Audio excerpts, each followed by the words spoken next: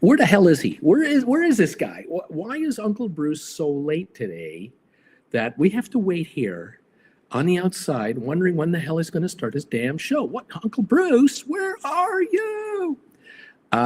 Talking to the Gold Bagel members. Apologize. At 8 o'clock every morning Eastern Time, I start the Gold Bagel member Trade Alert show. And sometimes it runs over in time. I try not to run over, but sometimes it does, because there are times where you got to let them know what's going on and give them a heads up. Because why? Why do I give more of my attention to these people than anybody else on this channel?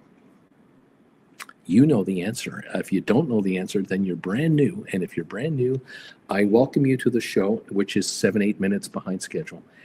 I welcome you here. If you're not brand new and you're not a Gold Bagel member, you know the answer why I care about my Gold Bagel members so deeply. These people are keeping me on the air, and that means I'm here for you because they are subsidizing this show. And you're benefiting from it. I hope you're benefiting from it. I'm definitely benefiting by the fact that they follow me. Look, the folks who do this are Gold Bagel members. They make money here, okay? They make money in the market, a lot of money.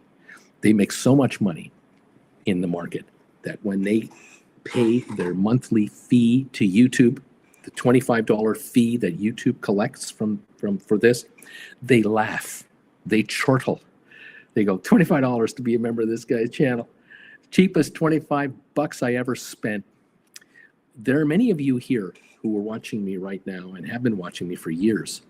I will bet you dollars to donuts, to coin a phrase, I'll bet you dollars to donuts you are spending more than $25 a month to go to your Starbucks coffee shop. Most of you, many of you, I don't know, all of you, some of you.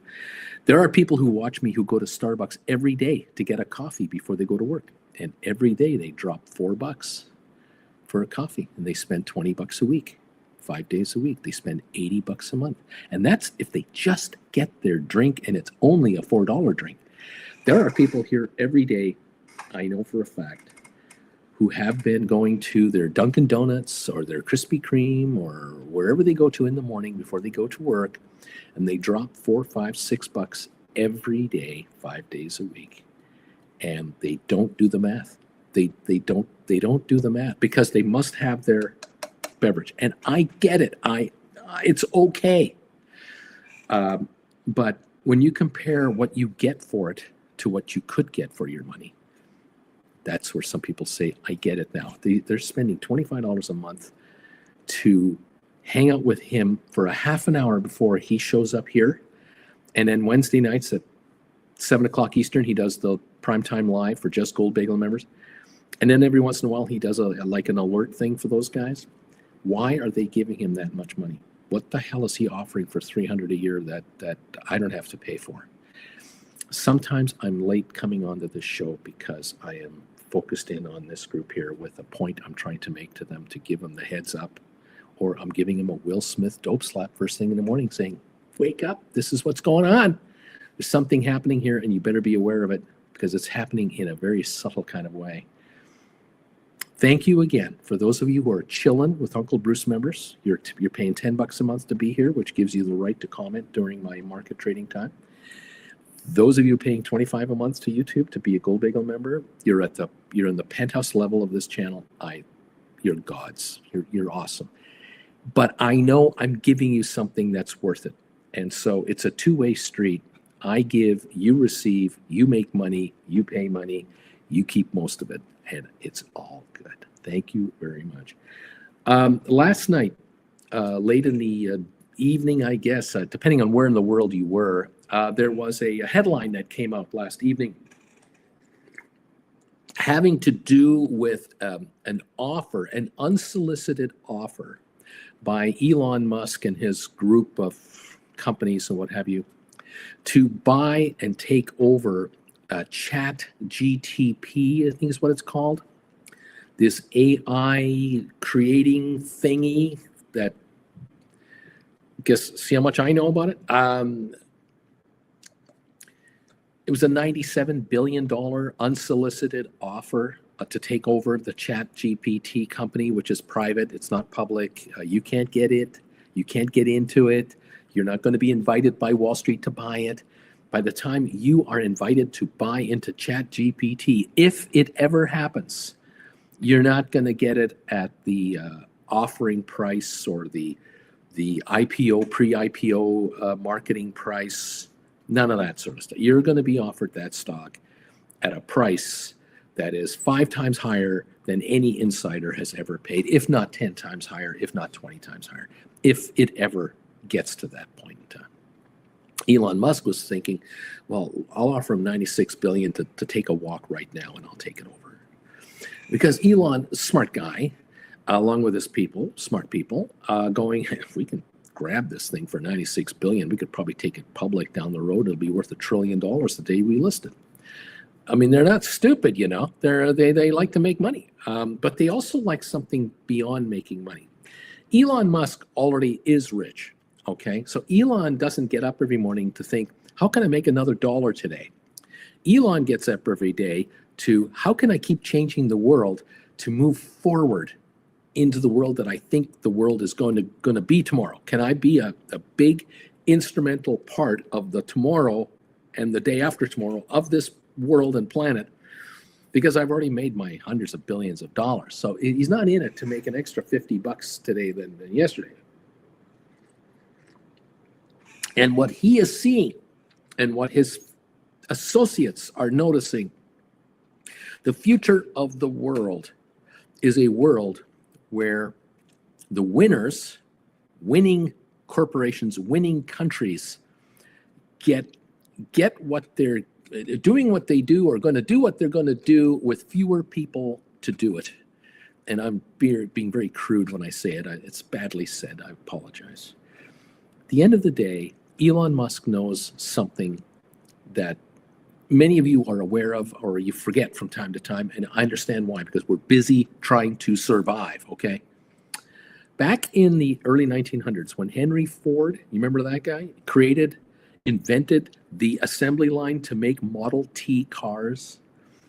Prior to Henry Ford, to make a vehicle, which was being done by a few folks, to make a car required thousands of hours of knowledge and labor to produce a car. By the time the Model T was perfected on the assembly line, it only required so many people, a certain number of people per car, and a certain number of hours per car to get made. Today, it's even less than that.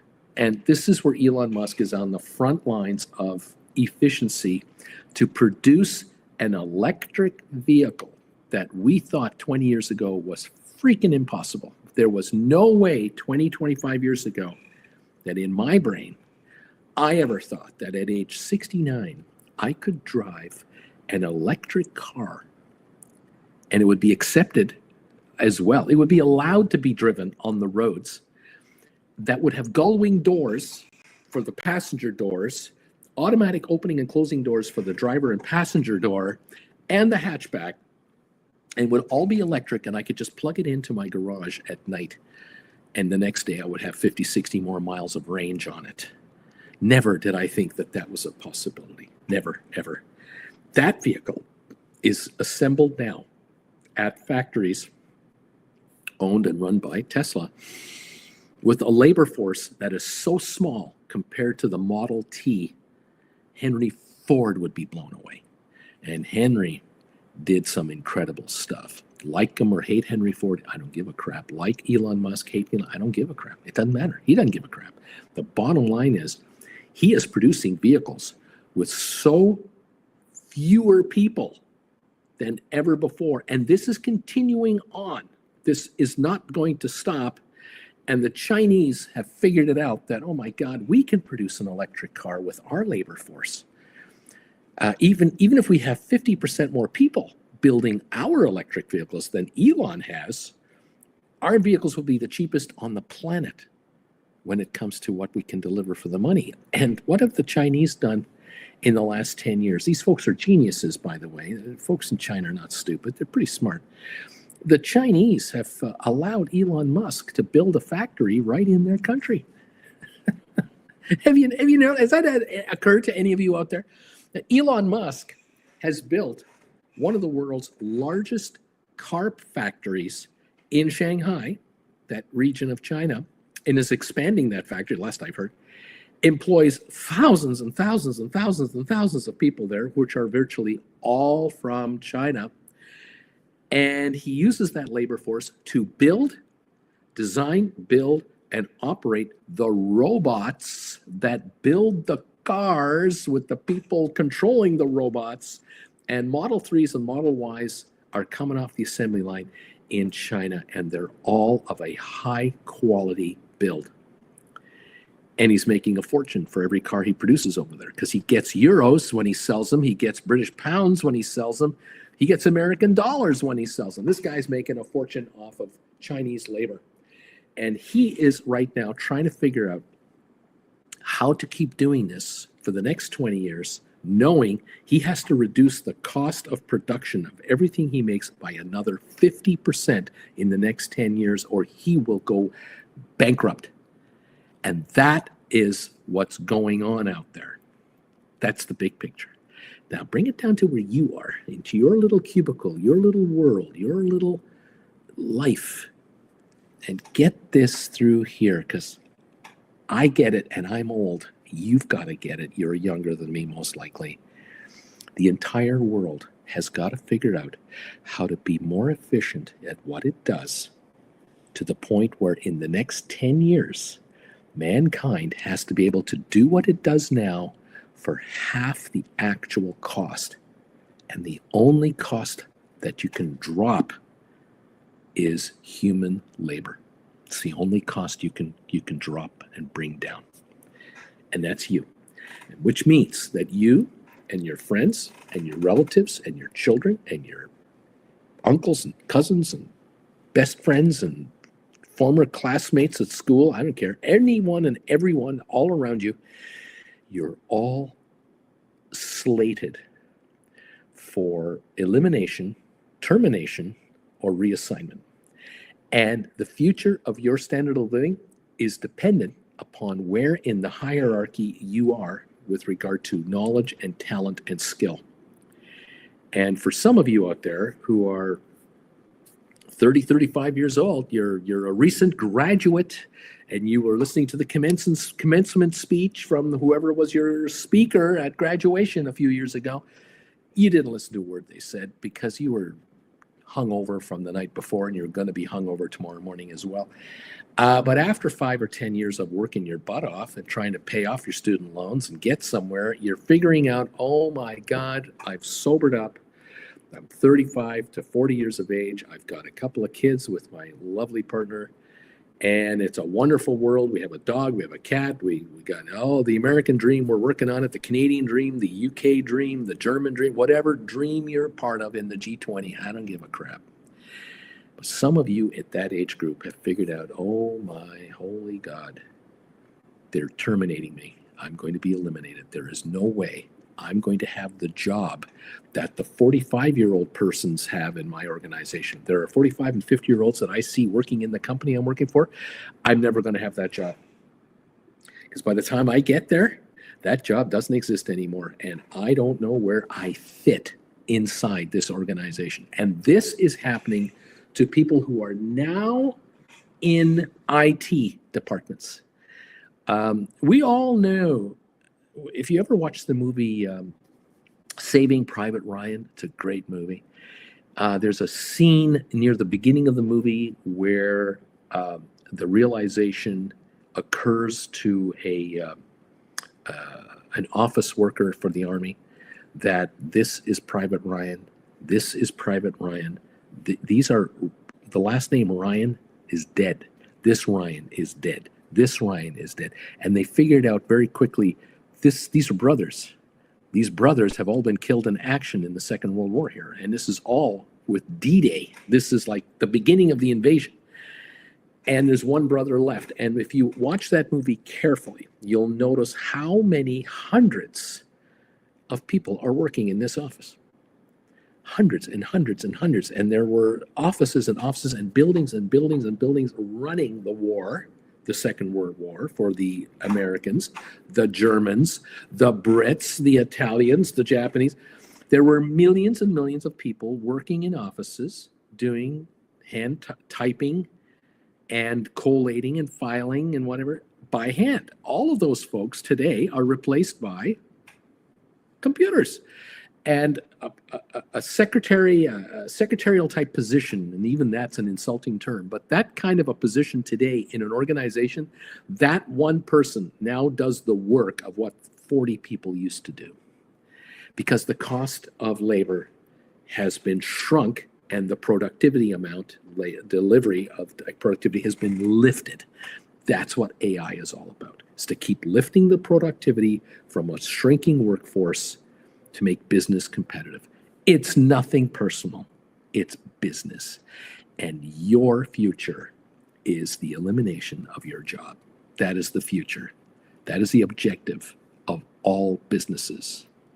There are people in Washington right now who are in the White House, who are in the Senate, who are in the Congress that have been elected in the last few years, who are all in on this belief.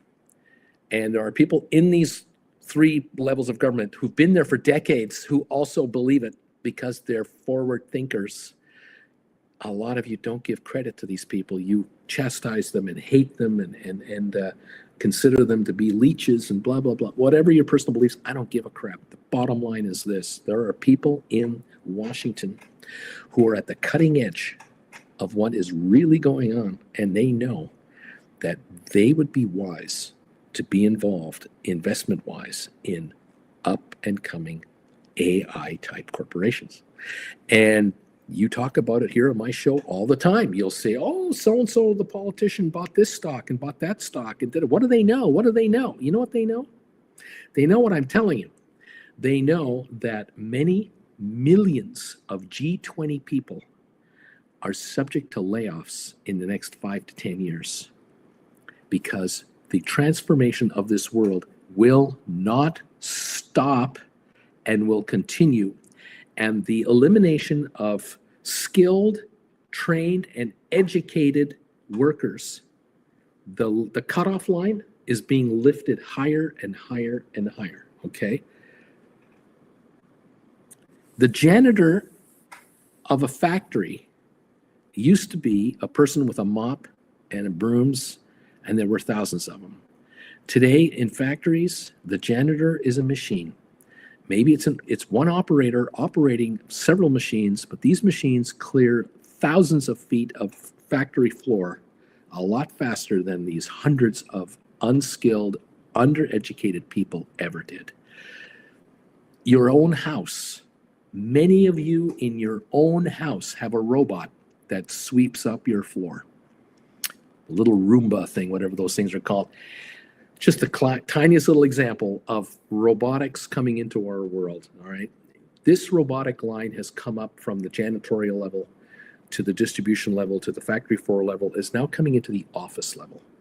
And it is coming into finance, it's coming into the making of cars, it's coming into the making of furniture, it's coming into the administration of organizations and government. And there are people in Washington right now who are attempting to upset the apple cart and let people go because they know they have too many people working for them. Politically, it's very difficult to do that. Very difficult to try to offload 10% of your workforce.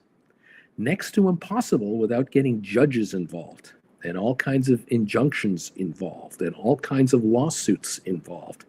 But at the end of the day, there are people in Washington, rightly or wrongly, doesn't matter. This is just business, who are saying, you know, when we're hanging out with friends at the campfire, when we go camping every year, or we're at the picnic, for July 4th, and we start drinking a couple of cool ones, and we start talking about, the government spends too much money. There's too many people out there working for the government. We should make the government smaller.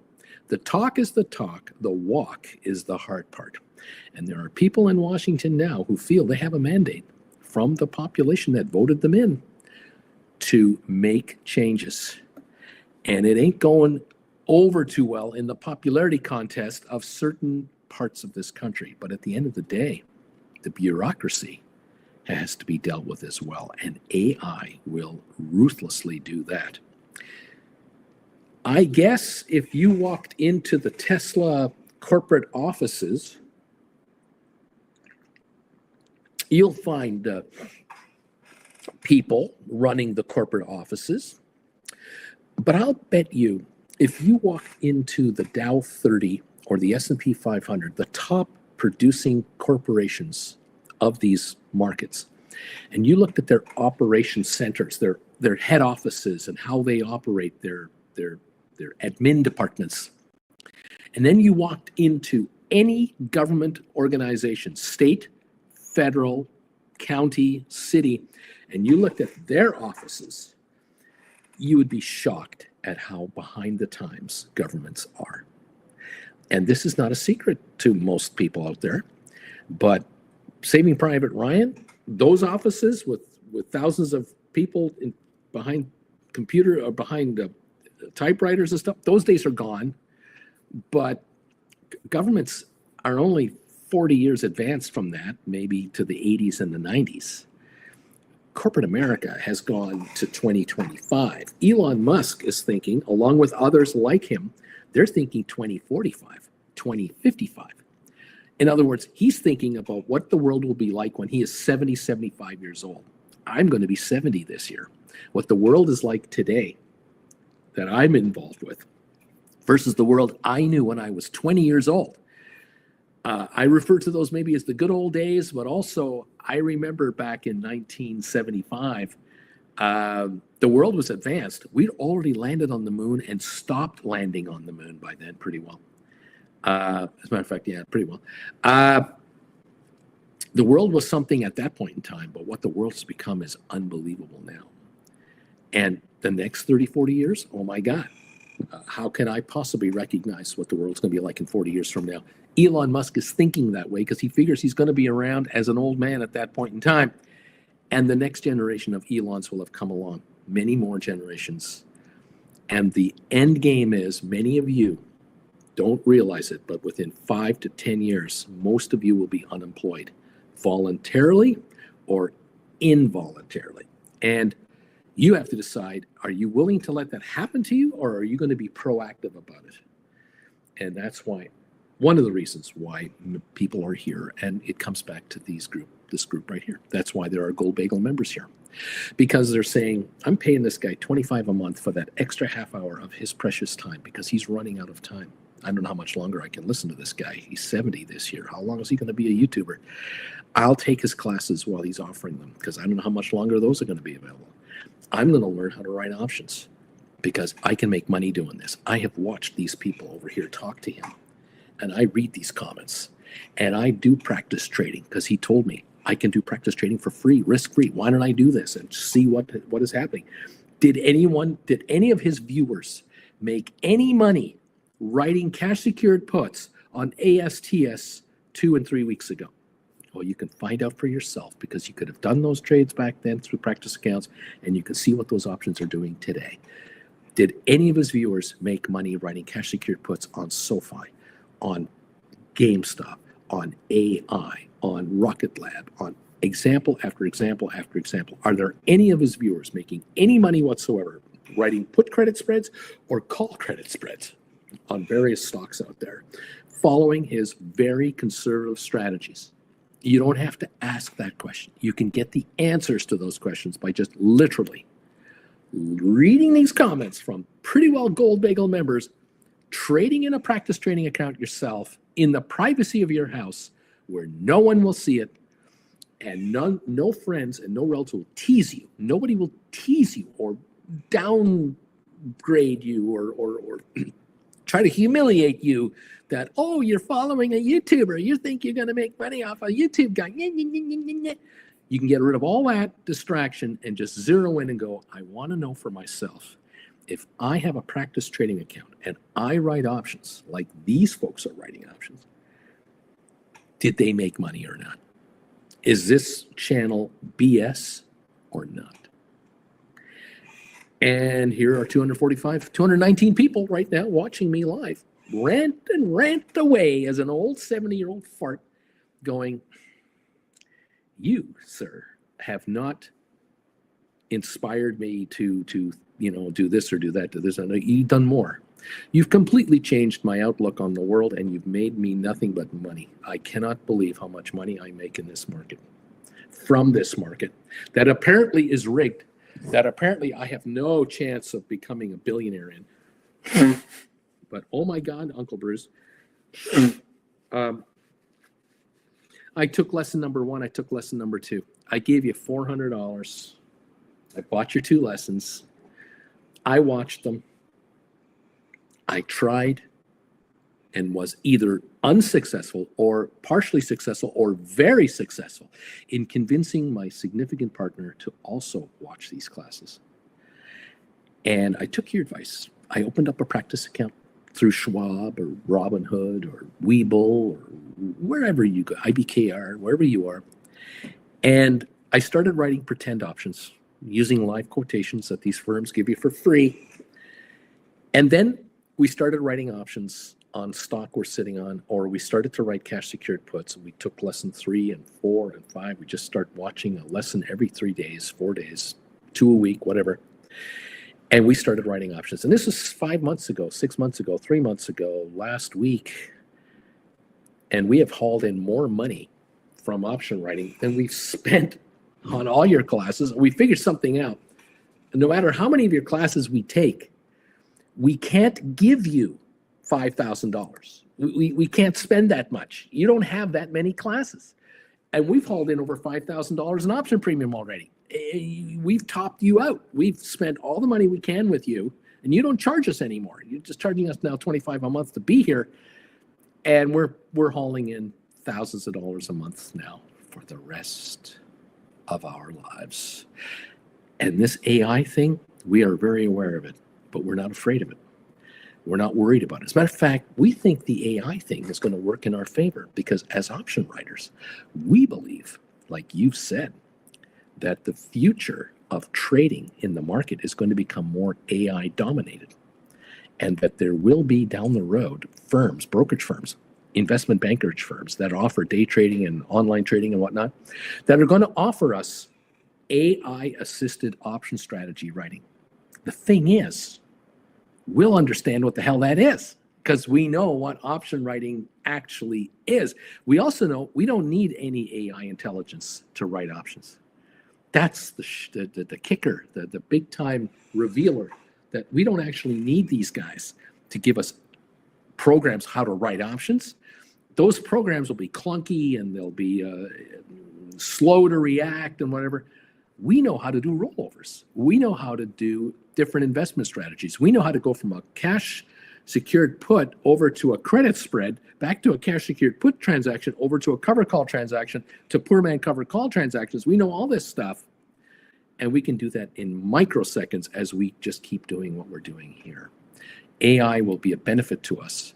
The rest of the world, that 98% of the rest of the planet that doesn't understand option writing, they'll be the gamblers taking AI intelligent software to try to find money on long shot option bets. And we're the ones who are going to offer the long shot option bets to the gamblers, and we're going to take their money. Casinos always win, no matter how smart the gambler is. Casinos always win.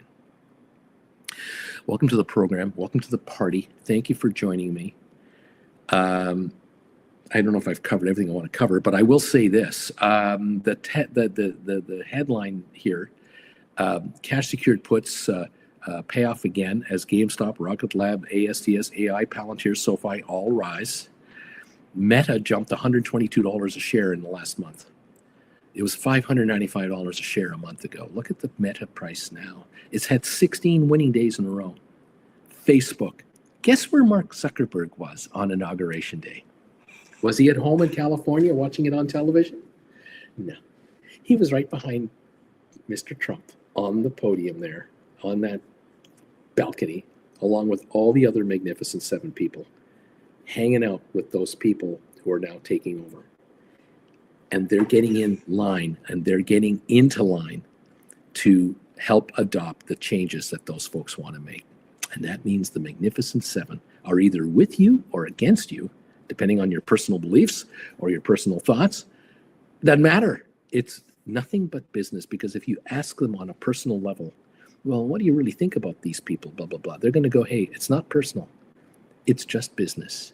And they're doing good business. And the shareholders of Meta are going, we don't give a crap if he stood behind that guy or not. We don't give a crap if he believes in what he talks about or not.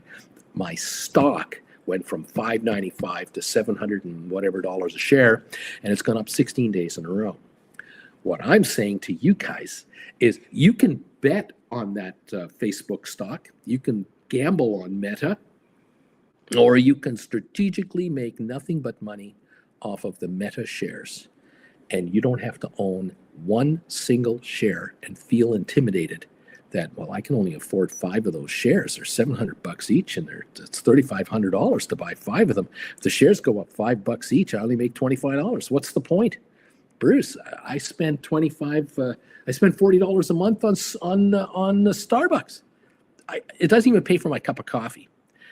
On the other hand, if you have $3,500, you can get into 7 $5 credit spreads at a time.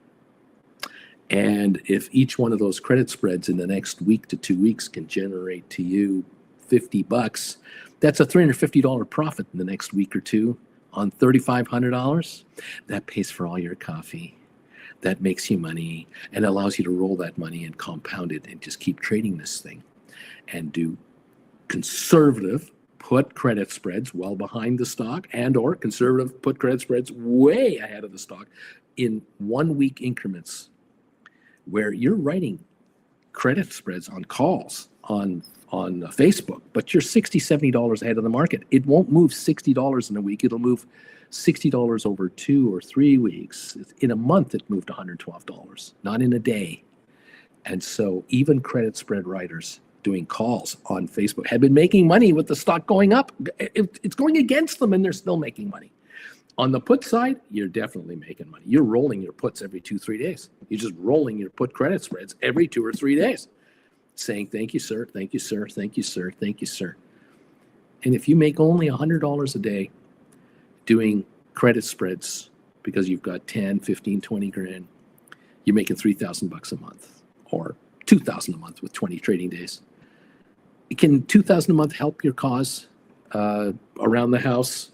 Can you knock off a couple of bills? Can you take the kids on a Saturday afternoon to a trampoline place or something? Can you afford a 2-day pass to Disneyland if you make $2,000 every month? Can you afford a trip to Universal Studios once a year on 24 grand net? I would think so. More than that, can you afford a cruise for you and your wife on a Holland America ship for 1 week to the Caribbean for $3,000-$4,000? Oh yeah, you can. You can afford several of those, making a couple of $1,000 a month, $100 a day. Hello, welcome to the party, pal, where it's not personal. Okay, I'm not trying to anger you. I don't want to scare you. I just want to give you the realization that this is business, and it is your business to have. This money is yours to get and take. You deserve your fair share of the cash. The folks at the top are doing what they have to do to survive and thrive and move forward. I suggest that why don't you make money for your survival and for you to thrive? And maybe change your life and say, you know, I'm not working for XYZ Corporation anymore. I figured out that if I can make $200 to $300 a day writing options, I'm getting paid more money from my own stuff, just managing my own affairs, than I can make it work. And I'm beginning to realize how useless I am and how valueless I am to my employer. I used to think that getting paid $100,000 a year, I was king crap within the organization. They're paying me $100,000 a year to come here. I thought I was king crap until I did some basic mathematics. And the basic mathematics is divide 100,000 after your taxes and Deductions, what do you got left? 65, 68, $70,000. Take that money and divide it by 365 days. The full year. It's not even $200 a day. And yet they want your full life and full attention. They want it all. And they want overtime, and you don't question it. You give it. You get in the office early. You come in Saturdays if necessary. You are dedicated for your everything to this job for $100,000 a year gross. That used to be the be all and end all. And now, maybe now, you've started hanging out here with kids and you've started to write options. And you realized, making $500 a week in option profits is not really a big deal. This is, even I can do that, you say. And you're realizing this is $2,000 a month, and I'm doing this on the side. I'm doing it at the office, by the way. I'm actually trading on my phone. But for me to get to the $4,000 or $5,000 a month range on option writing, and this is a capital gain scenario, this taxation rate at capital gains is way less than the taxation rate at my day job. I don't need $100,000 in profits to walk out with $68,000 net to me.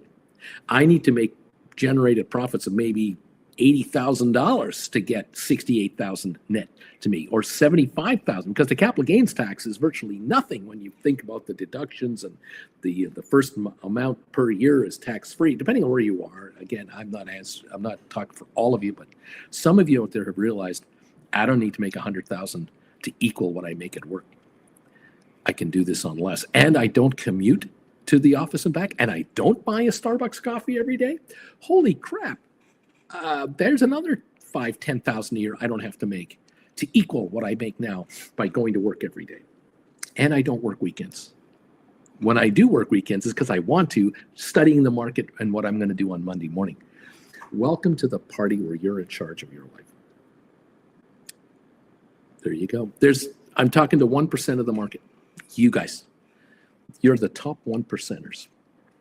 You are breaking every rule out there when it comes to this market, because the stock market is dominated by institutional traders. If you are an option writer, the chances are you're working for, or you're with an organization like a pension fund, a mutual fund, a hedge fund, the big players. There are handfuls of retail investors out there that write options for a living. You're those people. And there's a collection of you here on this little puny YouTube channel that's on the air every day, every morning. It's unbelievable. This is probably the one, I would imagine this could be possibly the largest collection of retail trader option writers on the planet. This channel right now. That's how exclusive we are. Now, that's the optimistic view. Okay. There are people out there going, yeah, he's talking to a bunch of people who are trying to write options and make a couple of bucks. And he's just a nothing channel on YouTube. He's got 230 people watching him right now. Whoop-de-freaking do. It's been since 2021 that we've been talking about here about writing options. So there are now people here who've been writing options for over 3 years. They're still here. And there's the funny thing. There were stock channels, there were channels on YouTube in 2021 who were talking about going to the moon, never selling, diamond hands investors. That's the talk. There were dozens of channels like that on YouTube, if not hundreds of channels around the world in every language conceivable, talking about we're never selling our shares and we're going to the moon, and that's all there is to it. And I wonder how many of them are still on the air. And how many of the viewers of those channels back in 2021 are still viewing those channels in 2025 today versus this channel and its option writers? Something tells me that the people who don't watch me anymore, who are successful as option writers, don't watch me anymore because they are successful as option writers, and they catch up with me every once in a while, or they watch me on the rerun to get it at double speed and get it over with because he just rants all the time. On the other hand, there are folks here who are going, I'm never leaving. I'm never going to leave. This is the ticket to prosperity that I have found, and I love it. And boy, I have changed my life. I said goodbye to my day job, my part-time job. I said goodbye to my car payment. I said goodbye to 3 credit cards. I said goodbye to all kinds of IOUs. I said goodbye to the car that was in the driveway that I haven't driven for a year because it was mechanically screwed up. I got it fixed and I unloaded it. I have said goodbye to all kinds of things since I've been here, and I'm going to continue to say goodbye to other things that I now figure out are not important in my life anymore. And I am now my own person. And I and my partner, or I on my own, or my family, or whatever your scenario is, our lives are completely different because of what we've been doing here, and we like it. And so welcome to the party, pal. Nice to have you here. We're opening in 12 minutes. You decide whether you want to join this family or not. If you want to become a Gold Bagel member, it's as simple as clicking the join button.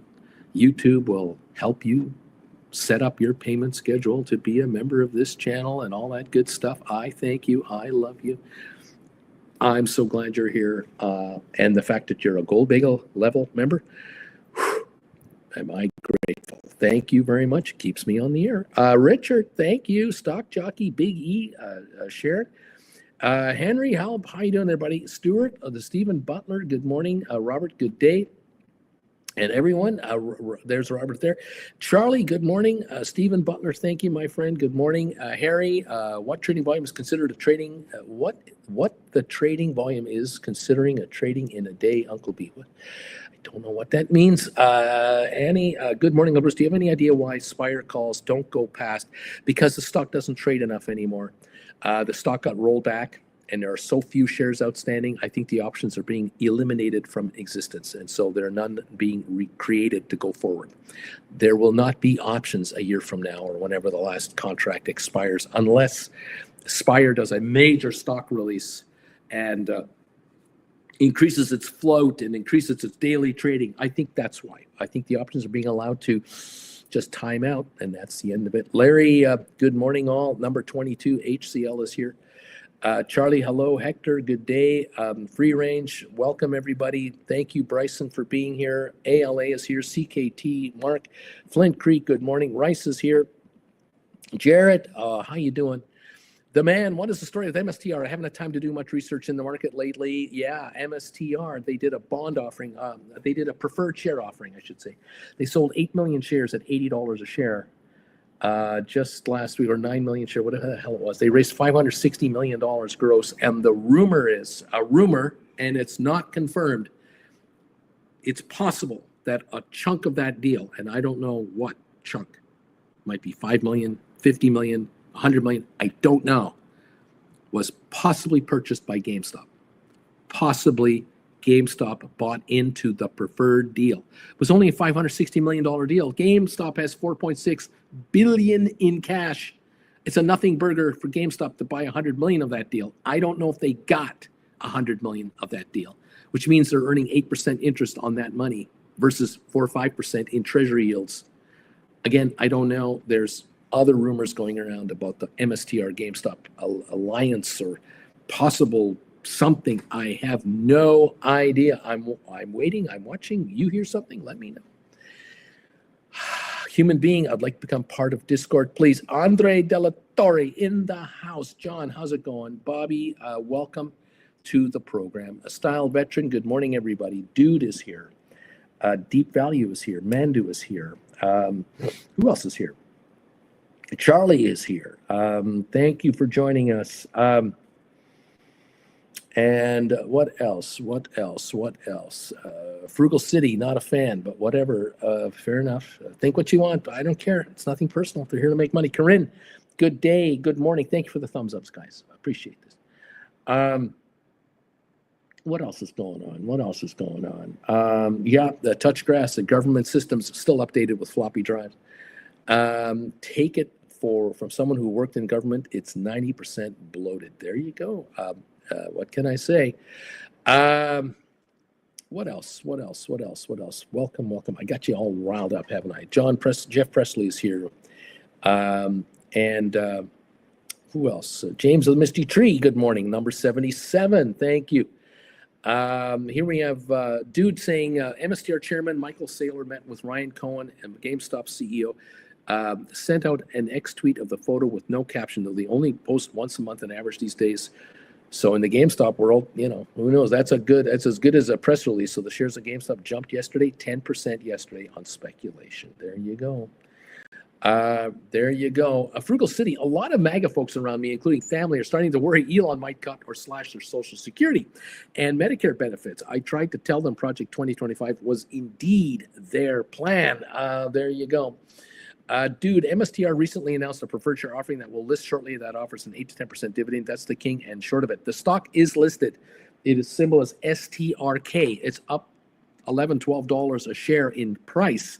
So the yield is less than the 8% dividend that was already issued. So if GameStop did buy some of those shares, they've made money on the stock already. The gain that GameStop has made, if they bought any of this stock at 80 a share, now at 90 something a share, is more than in a full year interest that they would receive to hold the stock. Does that make sense to you? It's up more than 8% a share. If it's up $10 a share, an 8% gain is $640 a share. So at $86.40, the stock's up 10%. At $93, it's up 20%. If it goes to 93 and GameStop were to sell those shares, they will have made 20% return on a capital investment in 2 weeks. I don't think they bought all of it. I don't think they bought half of it. I don't think they were able to even get 10% of it. There's the issue right there. So it is a win trade for whoever got into it, but I have a feeling that the institutions out there, dozens and dozens of them that were approached by the broker, they all took as many as they were allowed to get. And maybe they were allowed to get $5 million each, $10 million each.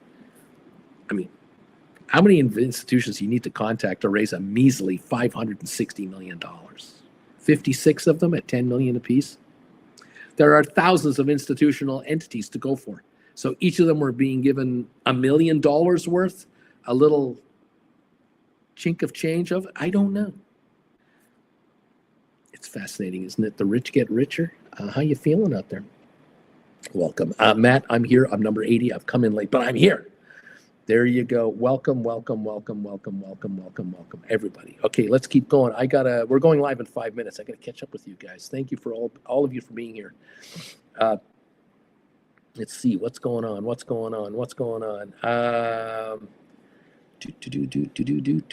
All kinds of comments about my comments. I love you guys. Thank you. I love you guys.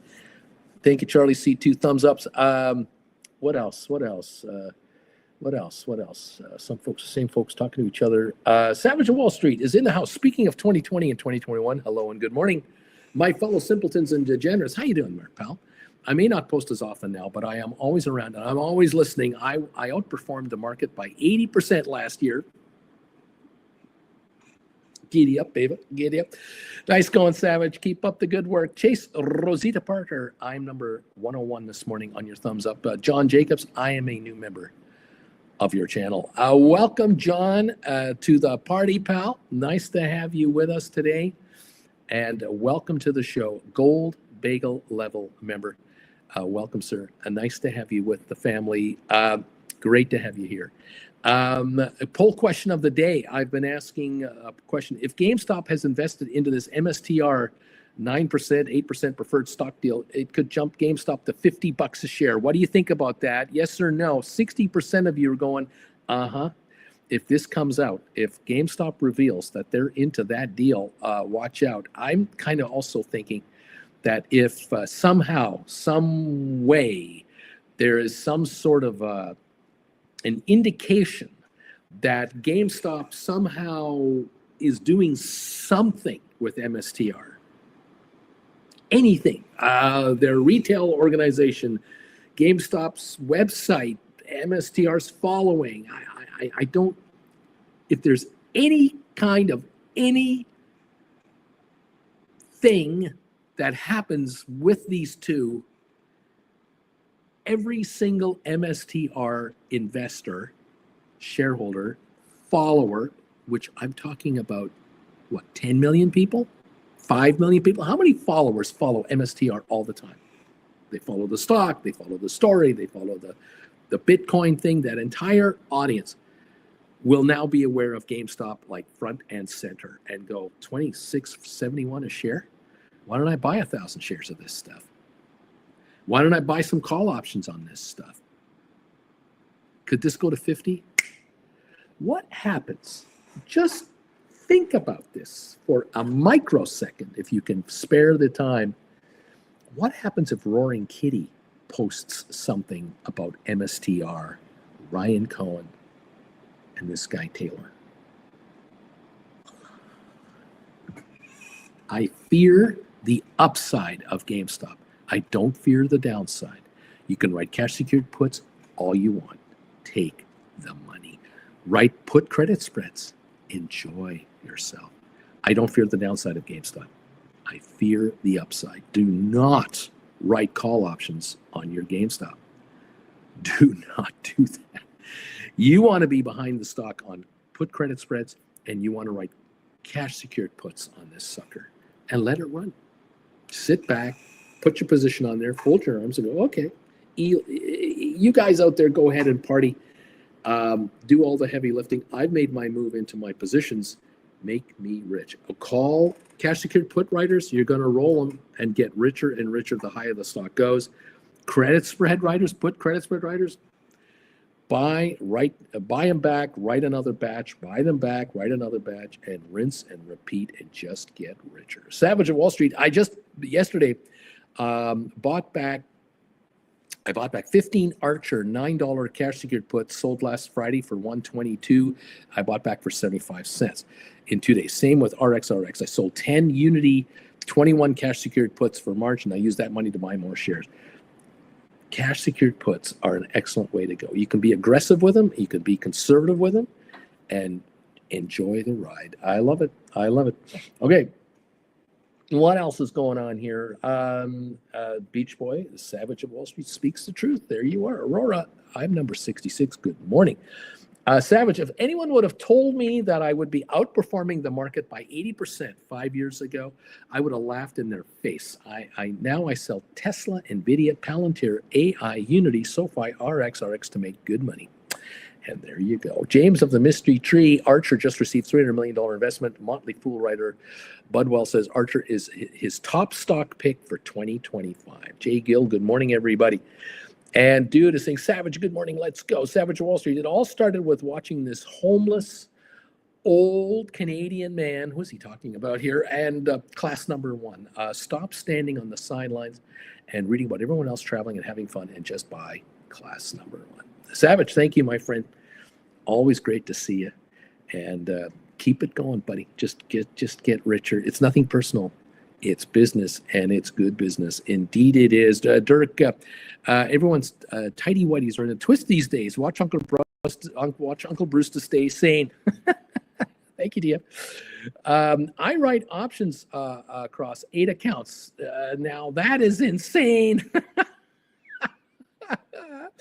Mr. Premium of the option. Time to fill our pockets. The markets are open, kids. Juan Savage, good to hear from you. And yes, let's keep beating those markets. Jeff Sims, good morning. Juan, 80% is huge. Welcome to John Jacobs from Juan.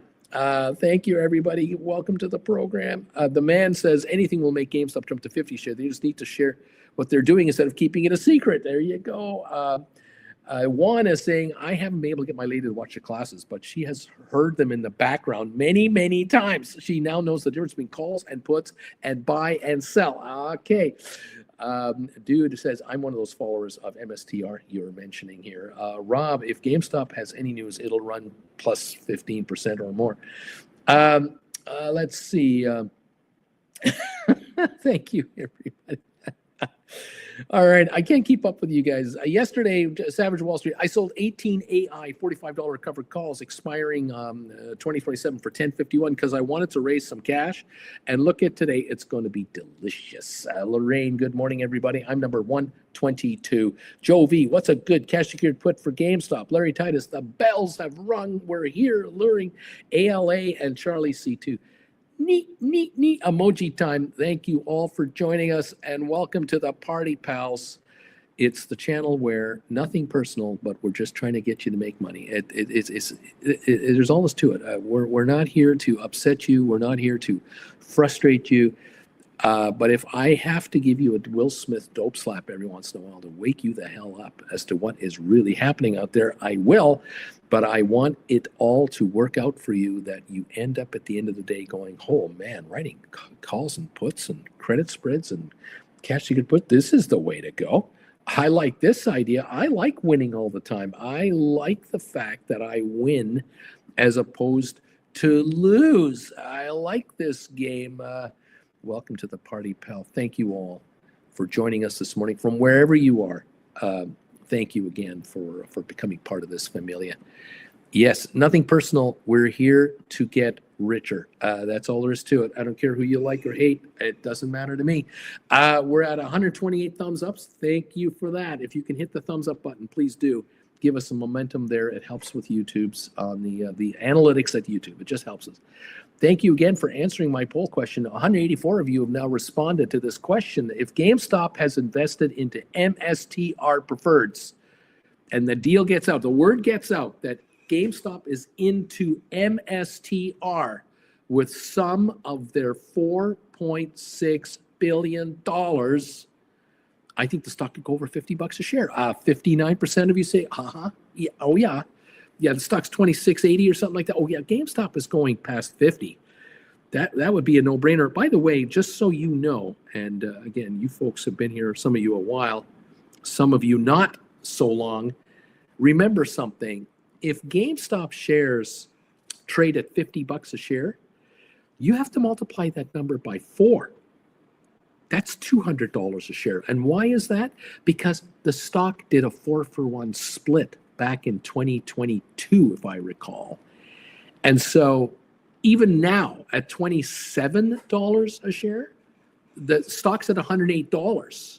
When I first wrote about this company, when I first did a video about this company in May or June of 2020, the stock was $4.80 a share at that time, or $1.20 today.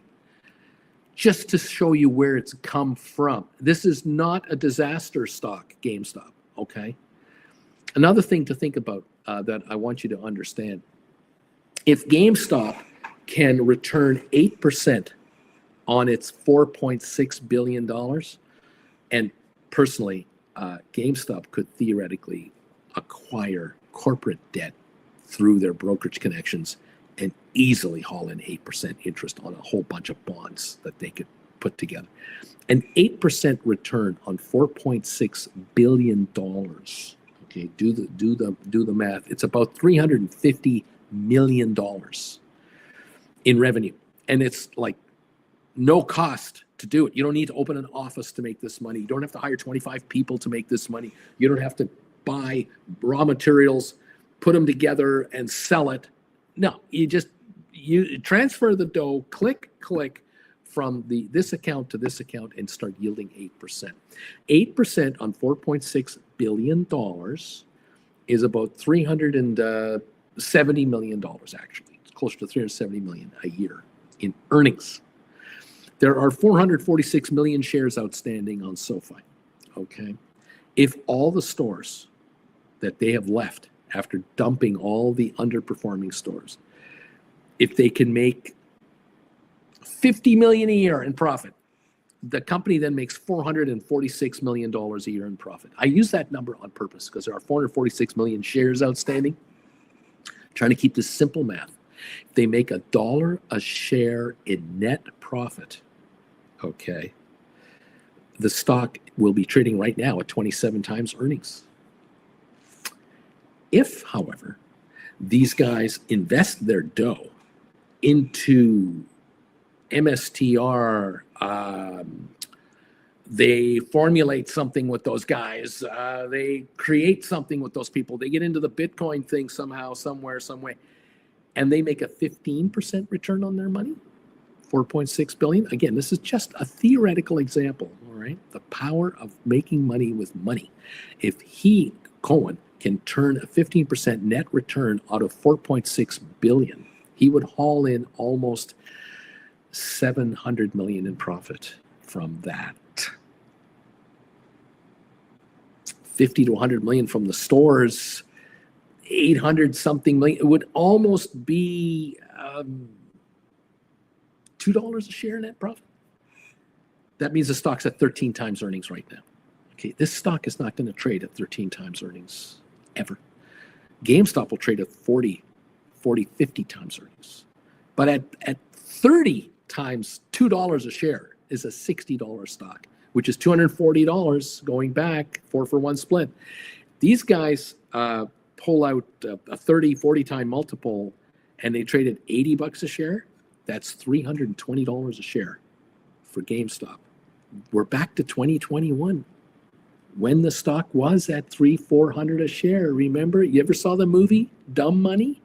We're back to dumb money prices on earnings, not on a short squeeze speculation, on earnings in 4 years.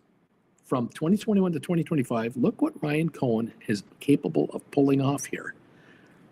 Pulling off a stock that go to $50 to $100 a share again, which is $200 to $400 a share on earnings expectations.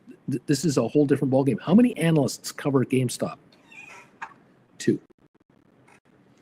Wall Street does not follow this stock, does not get it. They do not know. They are clueless because GameStop doesn't pay bribes. GameStop doesn't pay commissions to anybody. GameStop makes money on their own. They don't need Wall Street's help. So Wall Street doesn't give a shit. It's just that simple. Wall Street will care if GameStop makes them commissions. GameStop doesn't make Wall Street commissions. GameStop doesn't even pay Ryan Cohen a salary to do what he's doing. This stock at $27.17 a share is a joke. GameStop right now is a joke down here. I think something is brewing much bigger than what the stock is showing at the moment. But then I'm just a guy talking to 261 people. I'm a nothing burger. I have no street cred out there. Millions of people don't know who I am. They'll never know who I am. You guys know who I am. Write cash secured puts on your GameStop. Sell your shares, write cash secured puts. Simple. Haul in interest on your cash. Offer to buy the stock back in the low 20s for the next 9, 10, 11 months and get rich. Let them make you money. That's just this me. It's just, what do I know? I'm just a guy telling people to say neat. I mean, that's it. Tom, good morning. Charlie, TEM is up $5 this morning. There you go. A deep value, neat. One Palantir, 117 plus. We are seeing green shoots all over the place. Welcome to the party, pal.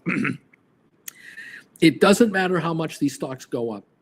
You don't have to own a single share of any of them to make money. Do not be jealous if a stock goes up.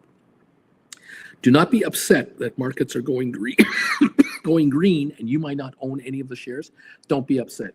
What you want to see are shares doing well, money coming into the market where you've already positioned yourself with a heavy cash position.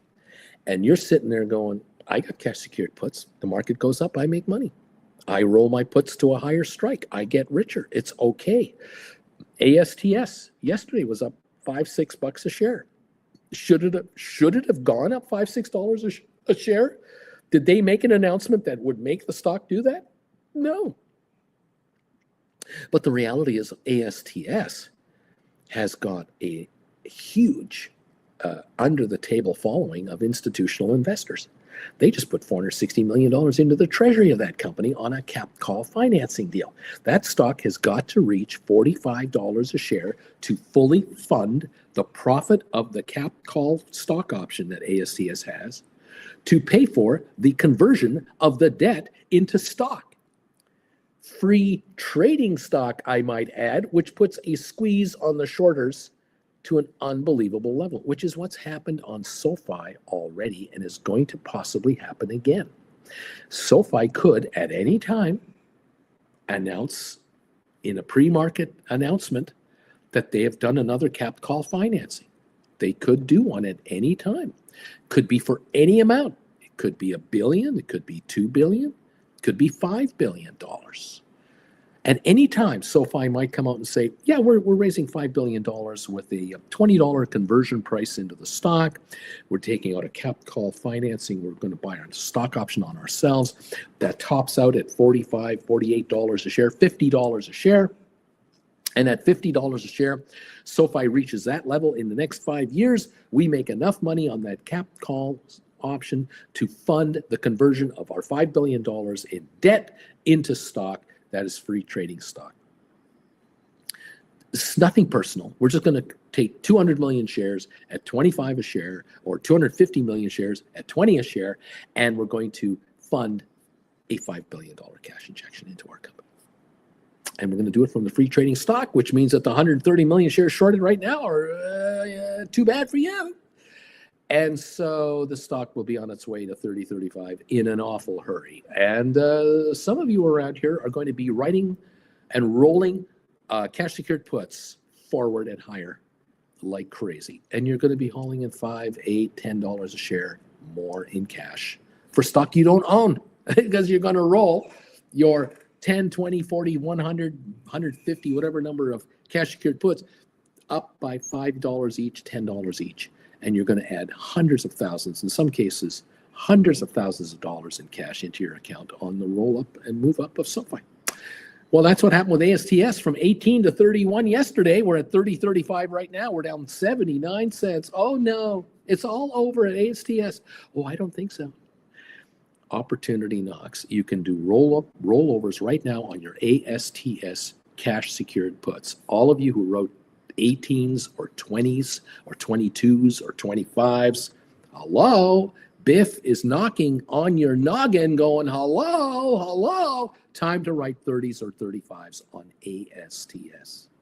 Take another $5 off the table per contract. Some of you out there could do 20 of these, and you could hand in yourself, grab yourself $10,000 right now. It's available for you. Stock's down 87 cents. The puts are up. Write them. Roll and write. Rklb down 99 cents to 29.61. I know you guys have been writing cash secured puts between 20 and 25. I know you have been. It's time to do a rollover. GameStop 27.15. We're actually up 3 cents. That down dip this morning didn't last long, did it? The stock's going higher. I think this GameStop stock is going higher. We may be into a bit of a roll here. I smell it. Yeah, there's something going on here.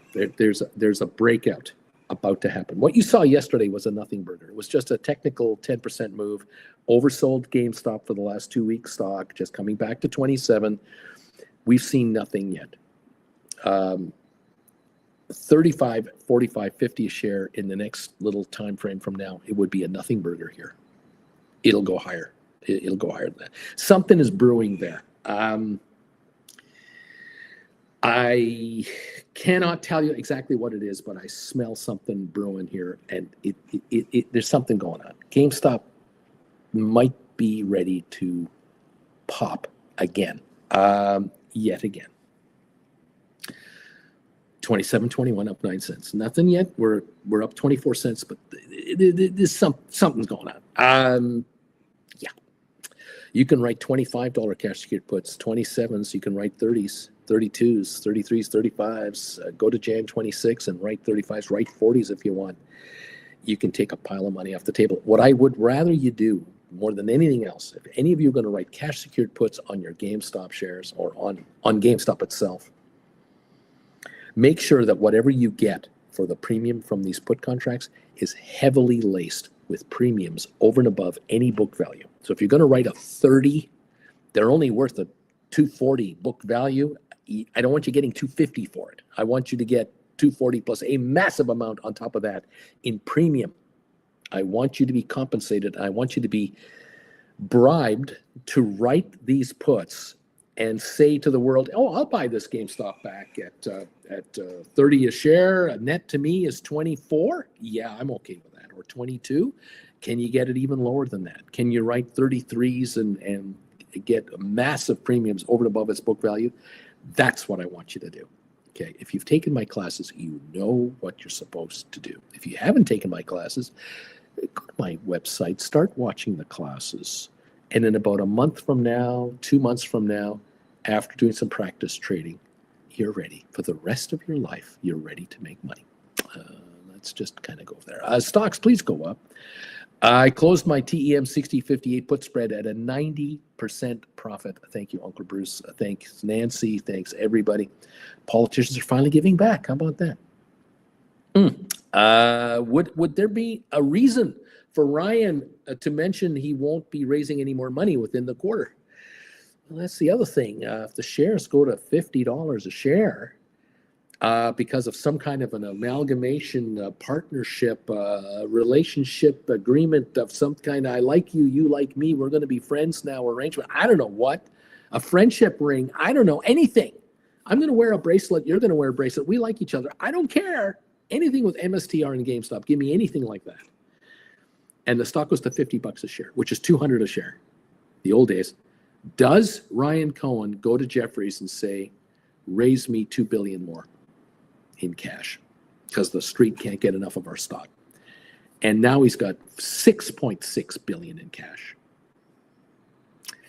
What if the stock goes to $70 a share, 75? Does he go to Jefferies and say, raise me another $3 billion? I raised $2 billion more, now another $3 billion. Now we got $10 billion in cash. $10 billion in cash. They're sitting on the kind of cash balance that some of the S&P 500s that are in the top 100 are sitting on. Okay? I'm just here. I'm just a guy trying to say, whoa, what? You going to put that past this guy? Do you think Ryan Cohen is stupid and not going to do this? I think he's quite intelligent, and he's sitting there going, "You want to give me another $2, $3, $4, $5 billion on top of the four I got? You open up the world of possibilities for us." I mean, GameStop going forward will just be a holding company that happens to have some retail stores, but is also an investment banker that can launch all kinds of partnership deals. What about MSTR and their strategy? What are they going to call themselves? Strategy? They want to diversify into all kinds of other worlds. Here's a banker to help you do it. I mean, my God, I don't know. Does MSTR do a deal with GameStop and MSTR do a deal where GameStop invests $2 billion cash into MSTR on a private placement, 8% preferred share deal that doesn't trade on the market? It's a non-tradable stock. It's a convertible paper that goes into stock at $500 a share over the next 5 years. Here's $2 billion. I don't know. I don't know. I'm just a guy in front of a computer saying, John, this could happen. I don't know. But in the meantime, there are people out here, including John, who are writing options and getting richer doing it. Romero, but there was a press release of him stating he would not raise any more this quarter. There was a press release. They weren't planning on it. Okay, well, the quarter is almost over. Maybe in 60 days, all bets are off. I don't know, Romero. I'm not afraid of the company raising another couple of $1 billion. I encourage it. Go ahead, raise another bunch of money. But at what price? Do you care if the shares go to $50 a share? If GameStop goes to $50 a share, and you've made a piss pot of money on this stock by either being a shareholder, being a poor man cover call writer because you're deep in the money calls and just lifted to unbelievable heights and you've been rolling your calls, or your put credit spreads are just pan, and the stock goes to 50, and then they announce we're raising $2 billion more. Do you care? Why should you care? You got to be going, this is another $2 billion away from bankruptcy. These guys are never going bankrupt in my lifetime. They're now sitting on $6.6 billion in cash. Even hauling in just a measly 5% interest on $6.6 billion is $330 million a year. What do you care? They raised money when they said they weren't going to. So what? Okay, thank you. Dude, Uncle Bruce, here's $9.99. Just a guy, he says. He's just a guy in front of a computer, he said. Thank you, dude. So very much. You're always doing this. I so appreciate you. I want guys like dude to get nothing but richer. All of you. Get rich, please. And just Just make the money. Make the money. Make the money. Make the money. Thank you again for these thumbs ups, you guys. Look, it's GameStop. 27.36 is up 24 cents. 27.43 is up 31 cents. Is this a massive move? No, it's just up 30 something cents. It's just up a little bit. Thank you. Let's see if this keeps going. I wouldn't be surprised if GameStop just goes to 30 anyway on its own without any announcements. Give me any kind of a drawing, a doodle drawing from Roaring Kitty. We're up another $5 a share. Option activity goes ballistic. We're up another $5 a share. Now we're at 40. We get to 40, the volume on the stock will go ballistic. So will option values and volumes and speculation and Reddit will go down. We'll go to 45.50. And they still haven't said anything. What do you care? Do you care if they don't say anything? You're going to get rich. You're going to roll your put credit spreads from 30s to 35s to 35s to 40s, from 40s to 45s, from 45s to 50s, from 50s to 60s. You're just going to get richer and richer and richer and richer. And that's just the way it's going to be around here. It's nothing personal. It's just business. I love this. They'll be forced to sell some shares if the shares rise on speculation. That's just a fiduciary responsibility. Raise cash for the balance sheet if there's a huge spike. Deep value. Keith Gill has mentioned on his live stream that he wants GameStop to raise a ton of cash when the stock surges. There you go. There you go. Yeah, look, if they can get to the position where they've got $10 billion in cash and they're hauling in $500 million a year in interest at 5%, they're hauling in $1.25 a share in interest. Just sitting there. Thank you. 40 times earnings, $50 a share. It justifies the stock price.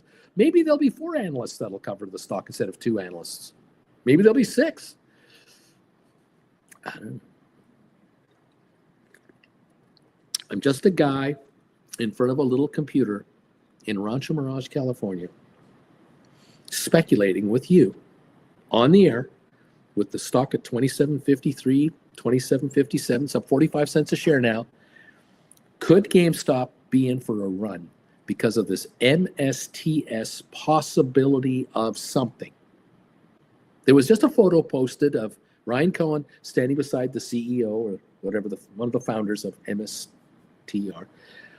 I don't know. I'm just asking. But do you want to ask questions or do you want to make your move? Maybe it's just you make your move now and ask questions later because the stock's at 27.41. It's kind of cheap, isn't it? I mean, it's not like at $80 a share and you're taking a risk here. It was 60 something in the last year, 64.83 in the last year. That might be the new low going forward. I don't know.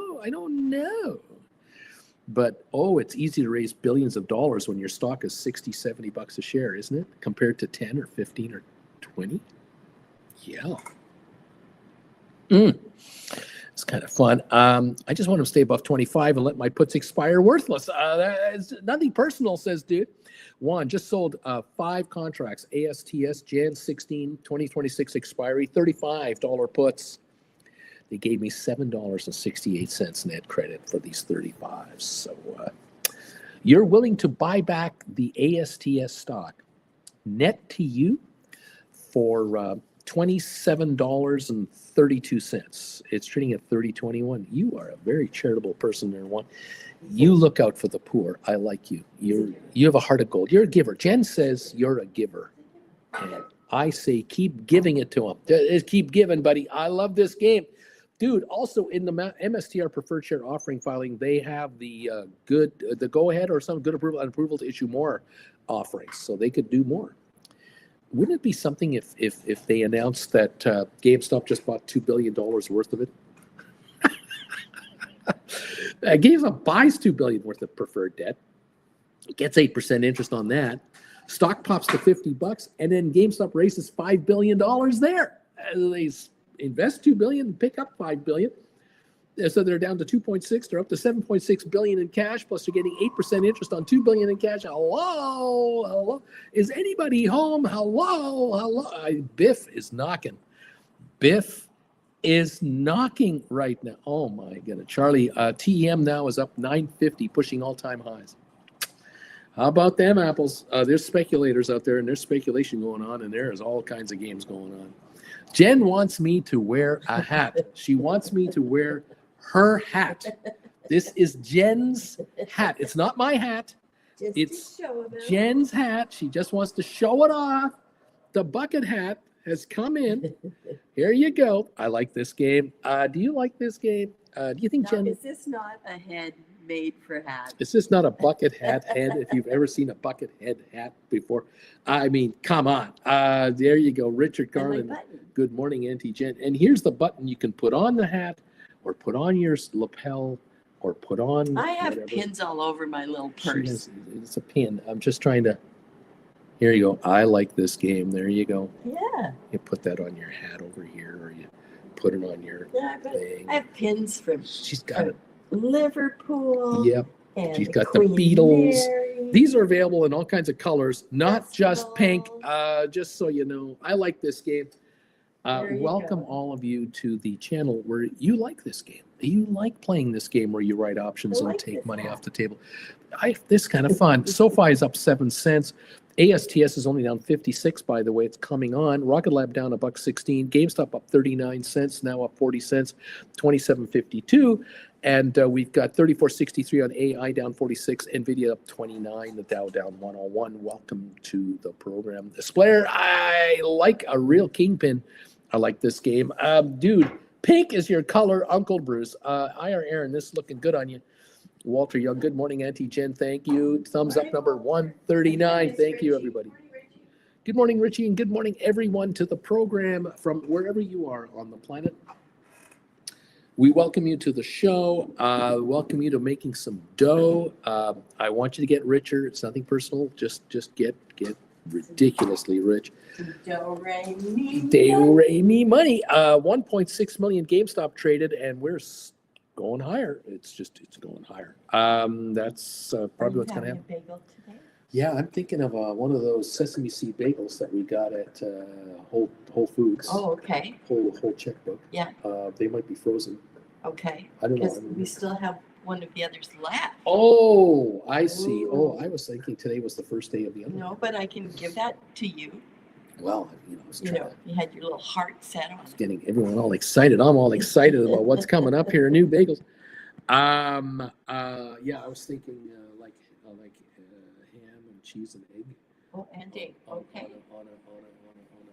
On a new bagel. A bagel with ketchup, dip the ketchup on the side. Thought I'd give Whole Foods a shot, see what it's all about. It should be on the bottom left. No. No. Oh, maybe no. It's in the drawer in there. It's not frozen. That's right. It's in the drawer on the bottom of that. We get this fridge here. Jen is working the fridge. She's got her bucket hat on now. She's got her I like this game hat on, and she's got my bagels. Going in. We're going in there, Dano. Book them, Dano. Welcome, everybody. The Dow off 88 points. That's all. Not much of a pullback here. Now I think we're down only 57. We're down 9 or 10 on S&P. We're down 43 on NASDAQ. This is a nothing burger. The negative is light. At the moment, oil up 85 cents at 73.17. Okay. Anyway, that's the story. I'm sticking to it right now. Whatever, welcome to the party, everybody. Nice to have you with me this morning. Okay, what's going on here?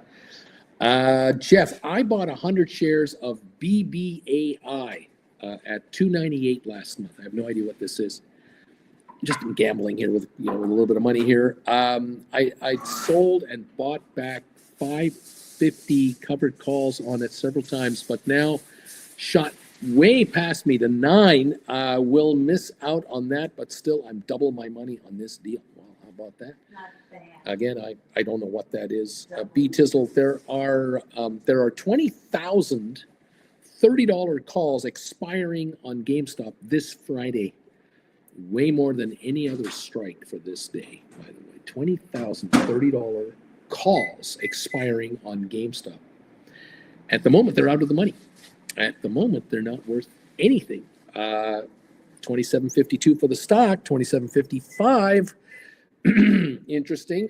This is the high of the day, 27.59 so far. So shares are pushing the high of the day right now. had a $2 something gain yesterday and more than $2 yesterday. And here we are, another 45 something cents now. So Charlie says it's called Big Bear AI. Who hasn't decided to put AI in their company name, right? More power to them. Beach Boy, I wrote cash secured puts on ASTS Jan 26 30s for 1007. Wow. Archer, April 17, expiry 9s at 129. Uncle Bruce, with this hat, that's the stuff of nightmares. Steve McGarrett gonna need a large Jameson now. You're scaring me with that crazy hat. Charlie is going, nice play. There you go. Beach Boy writing $30 cash secured puts on ASTS, which means he's willing to buy the stock back at $19.93 net to him. What a charitable guy this guy is. The stock's 30.11 and he's willing to pay $19.93 for it. Wow, holy crap, easy money. Charlie, I'm loving my TEM $30 calls. I like this game. There you go. Giddy up, kids. Again, I cannot tell you to go crazy speculating, but I can say that if you know how to write options and you understand, having taken my classes and hanging out here on how call options work, put options work, how you can write cash secured puts, how you can do credit spreads, and you're making money on these stocks, knock yourself out. But again, there are ways to get into TEM or Archer or any others carefully, conservatively from a distance, and keep yourself away from that campfire. Don't get too close to it. Nice going, everybody. Jeff says, yeah, BBAI equals, it's called Big Bear AI. Well, there it is, BBAI. Makes sense, doesn't it? Giddy up, Big Bear AI. I hope it works out for you guys. Again, I can't, I don't. I can see Big Bear from my window. I can see a big bear from my window. Oh no, Jenna's doing her, Sarah Palin impersonations. Here we go. You've started something, kids. Big Bear AI right now is sitting at not $9.12 a share. Pardon me, $9.12 a share. High of the day, $9.35 at this point in time. Big Bear AI has a low of 117, a high of 970, a market cap of $2.19 billion. So it's a small cap company. There's 251 million shares out there, 173 million that are floating publicly right now. And 37 million are shorted, which is 21.6%. So it's a pretty large short position. And that's what makes this volatile, with 172.9 million out. Trading today already at least 26 million. You're talking about, 15% of the float changing hands today. This is why you get this kind of volatility. This is scary, scary stuff. On the one hand, on the other hand, look, if you want to write cash secured puts on something like this, that is the beauty of this option market. You can play the leverage game with not a lot of money.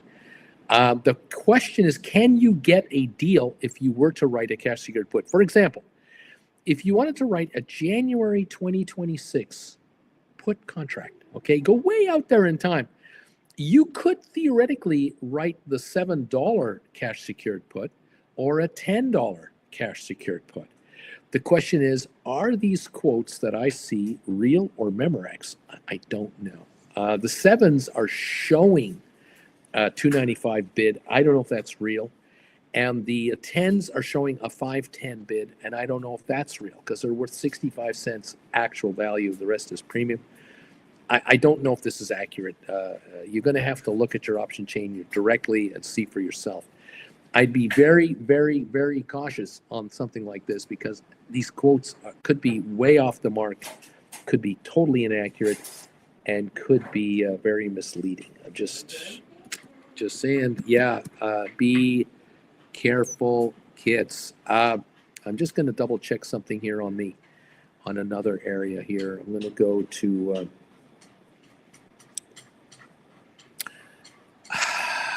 cash secured put. There we are. I want to double check something here.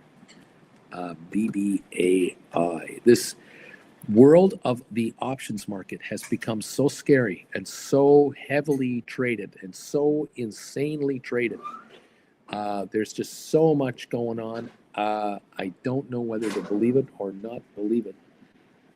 Just trying to get a quote on BBAI to be careful. You got to be careful here. Okay, hang on. Let's see what's going on. Taking a look at put credit spreads. Okay, so just let me see if this is accurate. If you're trying to write a January 2026 put credits, a put credit, cash secured put. Gosh, folks, sorry. You're trying to write a cash secured put on BBAI. God, I don't know if this is an accurate quote. It looks like if you wanted to write a 7, the market is 295 to 308. So let's just call it a $3 contract. So you would be on the hook to pay $7 a share, but you'd get $3 up front. You're on the hook to buy this stuff at $4. If you were to write the $10 cash secured put, you're going to get something like $5.25 according to the bid ask. It's a $5.20-$30 bid ask on the 10s. So you're offering to pay $4.75 a share to buy this stock that is trading right now at 9 something, if that's accurate, 9.28, if that is accurate. So again, up to you. You put up $1,000 and bring in $525. If you can get $5.25 for it, you're only risking the differential. And if the shares go higher, of course, these puts should drop in value, of course. But if the shares drop in value, then you're getting closer to the ability to be exercised. But if you are exercised, you're paying $4.75 for the stock. Will it drop that much? I don't know. Again, it's just your buddy Uncle Bruce sitting here going, I don't know if this is doable, if this is accurate. I can't even get an accurate quote on one of the option sites that I'm watching here, so I don't know what to make of this. Okay, Charlie is laughing out loud. Flint, beer time. Bobby, the glare is gone from the show today. Nice hat, Jeff. When I bought the shares of BBA, only monthly options were available last week. Weekly options were added. I'm happy to take my small win and walk. And I agree with you there. This is scary stuff. But again, this is the nature of the business.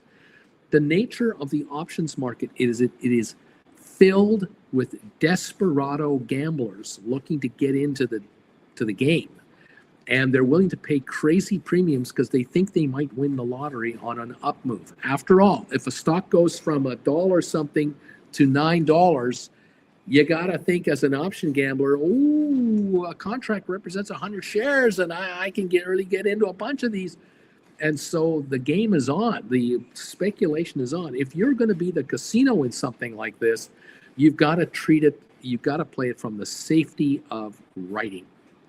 That's the only way. I wouldn't do credit spreads here, not a chance. I would only write cash secured puts, and I would probably do an out of the money more than anything else to give me protection, first of all, and nothing but premium.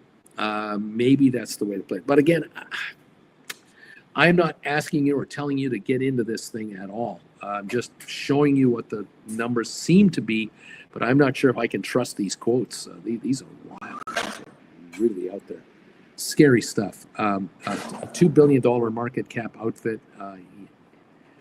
Yikes. Financially, oh my God. Sales revenues, let's see here. 40 million in sales every quarter for the last 4 or 5 quarters in a row.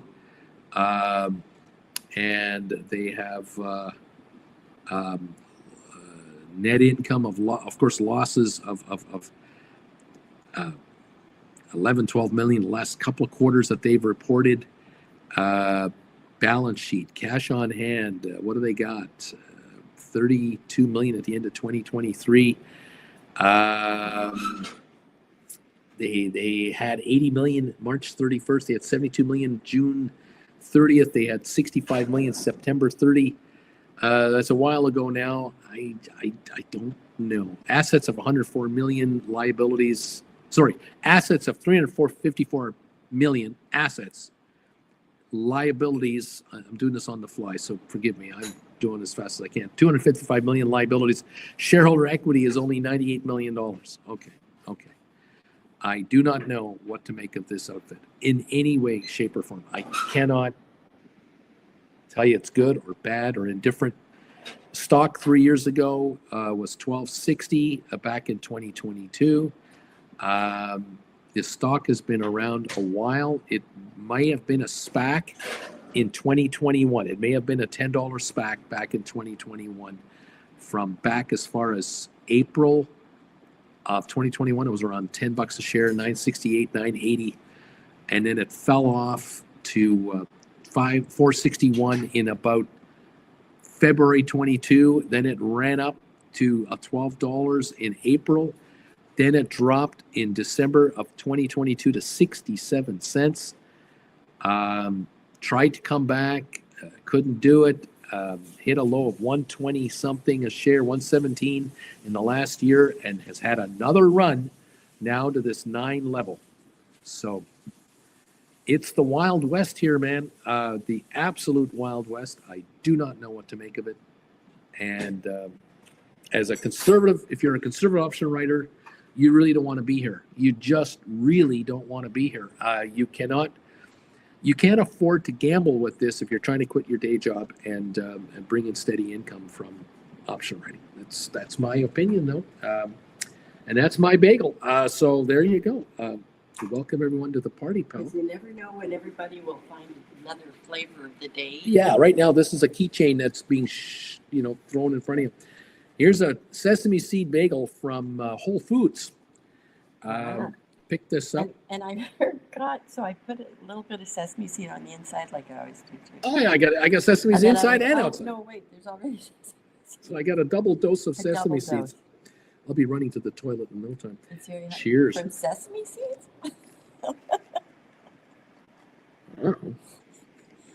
I'm blaming any extra excursions on the Frito-Lay scoops I didn't have any I of had those. with my 4 layers. Wouldn't sesame seed oil cause? Oh, any oil, yeah, but there's not much oil I in it? can't imagine how many seeds you have to get a cup of oil. Just I bet asking. it's a bunch. This is damn delicious. I'm telling you right now. Ham, egg, cheese, sesame seed bagel from Whole Foods. It's very bready. Is it? It's very Okay. good. It's very nice. Yeah. I mean, it's very enjoyable. I'm not sending it back. I'm not sending it back for the kitchen to spit on it. I never send anything back. Never. Oh, this is so good.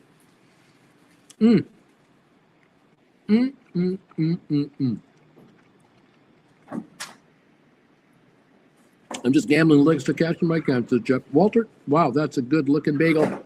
Jeff, I was able to sell cover calls for $50 and buy back for 10 3 times. Crazy ups and downs. We'll be happy when my shares are called away next week at $5.50. Take them off of me. Give me the money. I'll keep the premium. Thank you very much. Giddy up. There you go.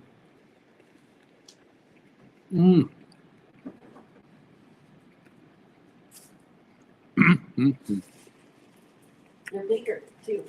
Yeah, Bigger bagel. it's a larger diameter, thicker, doughier. Yeah. Is it really a bagel? Or is it Yeah, is it a bagel or is it just bread? is it just In a different form. bread in the shape of a bagel? Yeah. Really? Yeah.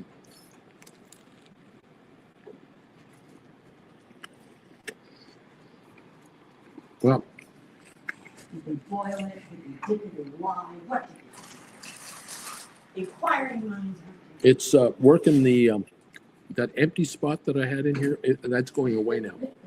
Is that the empty spot in your soul? I get no mercy here. If you think that that she adores me and all that, think again, there ain't any of that. Poor sad thing. Oh, I get it, but good. SoFi's up just a penny. ASTS down 156. Rklb down 128. GameStop is up 24 cents. AI down 58. NVIDIA up 11. Sell wave maybe going on? Maybe. Cents. Oh. Cents. It doesn't trade in cents. Welcome to the party, pals. Something else about options. Back in the day, when I entered the business in 79, 1980, and through the 80s and the 90s, in order for options to be issued and to be tradable, a company had to be a Dow 30 or an S&P 500 major company. There was no such thing as a $5 or a $10 stock, and there would be options available on it. There was no such thing where a SPAC would be brought out at $10 a share, and immediately you could trade options on a SPAC without even a business in the business. That didn't exist. It was IBM. It was Bell. Southwest Bell. It was AT&T. It was GM. It was Ford. It was Exxon. It was the big boys. The only stocks that had options were the big stocks, because institutional investors like pension funds, hedge funds, mutual funds owned bunches of these guys, IBM and Hewlett Packard and so on. Today, you can have BBAI have options on it, going from $1.17, $1.25 to $10 a share. You can have gazillions of dollars of options trading on penny stock, really. I mean, inflation adjusted, a $10 stock today, back in 1980, was a buck a share. There would be no options on a $1 stock. There are now. That is the other difference that is attracting gazillions of desperado gamblers into the options market. And the brokerage community will not stop it. They want the cash. They want it from everybody and anybody.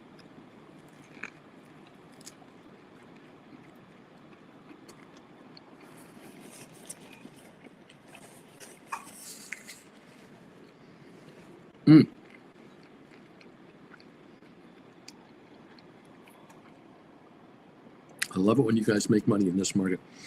BP, Uncle Bruce, what put credit spreads are you suggesting for GameStop?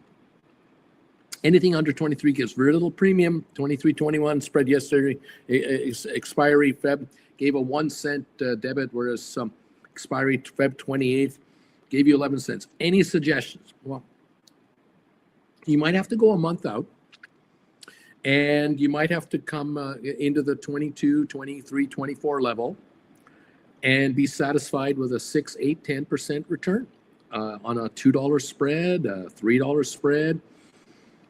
You might have to do that. You might be in a position where you create a credit spread that has 6 weeks to go, but you're going to close it out with only 3 weeks to go, rather than a 3-weeker to a nothing or 2 weeks to expiry. You might have to go further out in time to get a bit of credit, but ultimately shut it down when you've pulled in 3/4 of that credit, which could well be weeks before it dies. You just have to shift your timing. That's all. I think that's what to look at right now.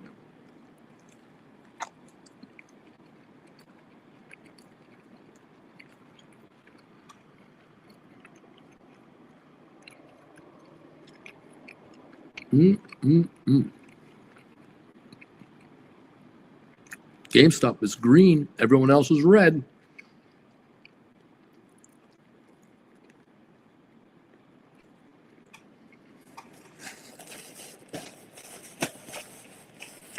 Oh my, is this so delicious? Oh my goodness.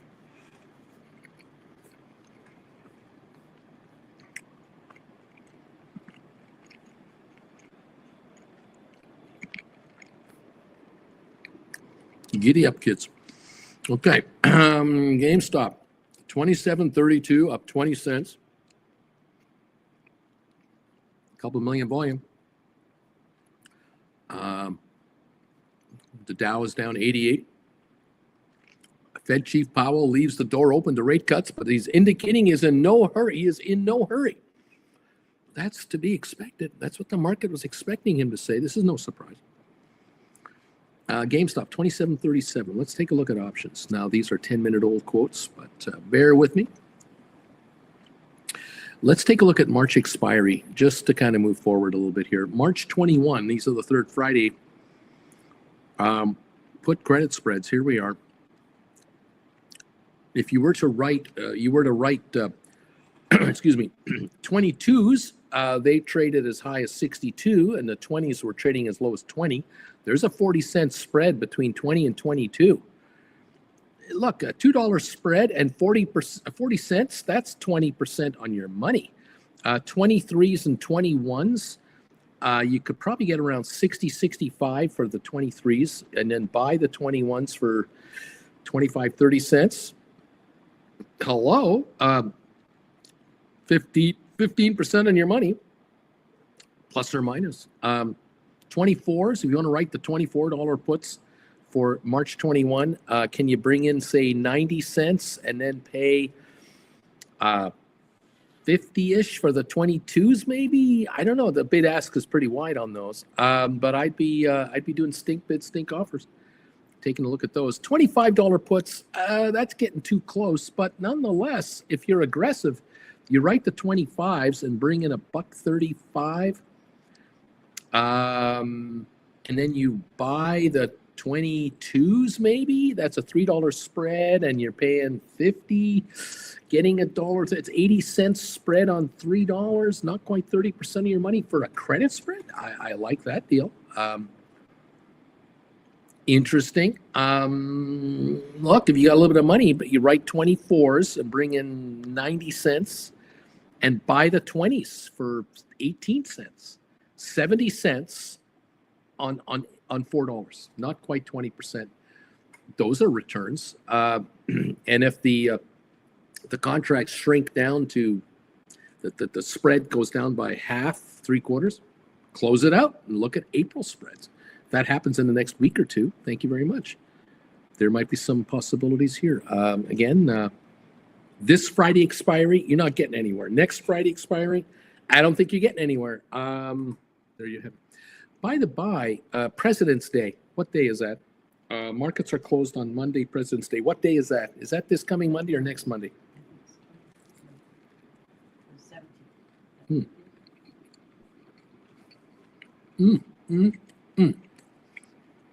Another day of shrinkage. A free day of shrinkage. B-Tizzle, this Monday.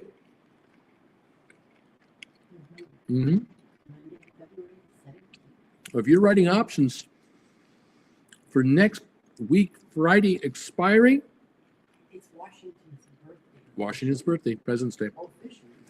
There's only 8 trading days left. How about that? I know, it's a freebie. We love freebies.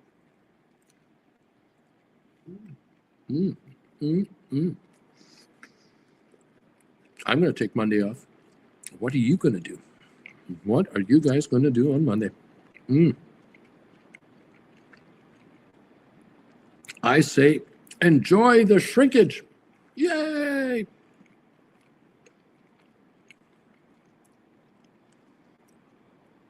Oh my goodness. Thank you all so much.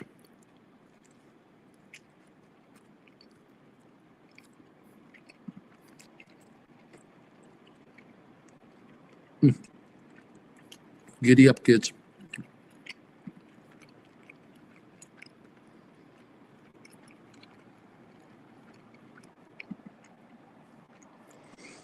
Thank you again for answering the poll question today. We have now 216 responders. Pretty good. 60% of you are saying this GameStop is going to $50 a share if they have any kind of an association with MSTR. If they just wear the same colored wristbands, this stock is going to $50 a share. It won't take nothing for this to happen.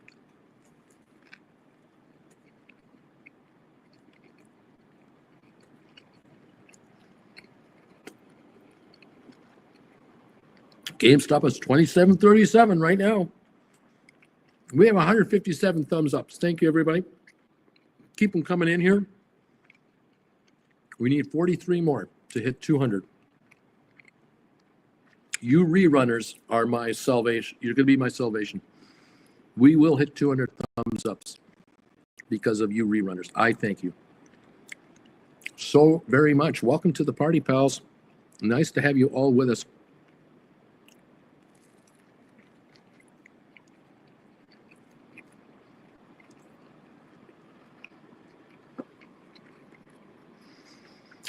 Mm, mm, mm.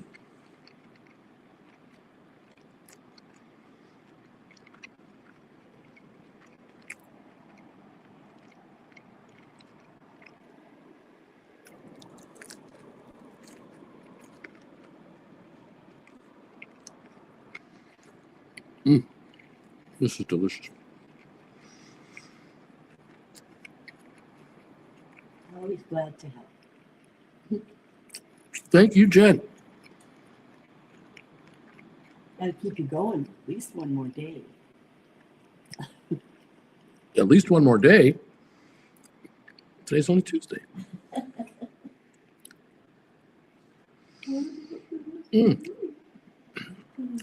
John Jacobs says here, Bruce, third class in, not sure what it's called, but is it possible to write secured puts by using my GameStop shares as the cash to collect premium?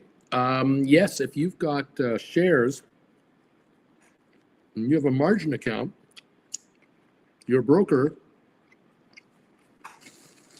may allow you to write cash secured puts using the marginability of your stock.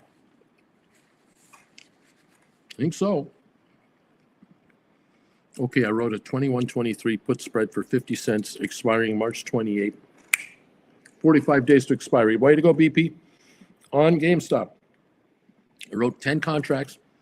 I just hauled in $500 credit. There you go.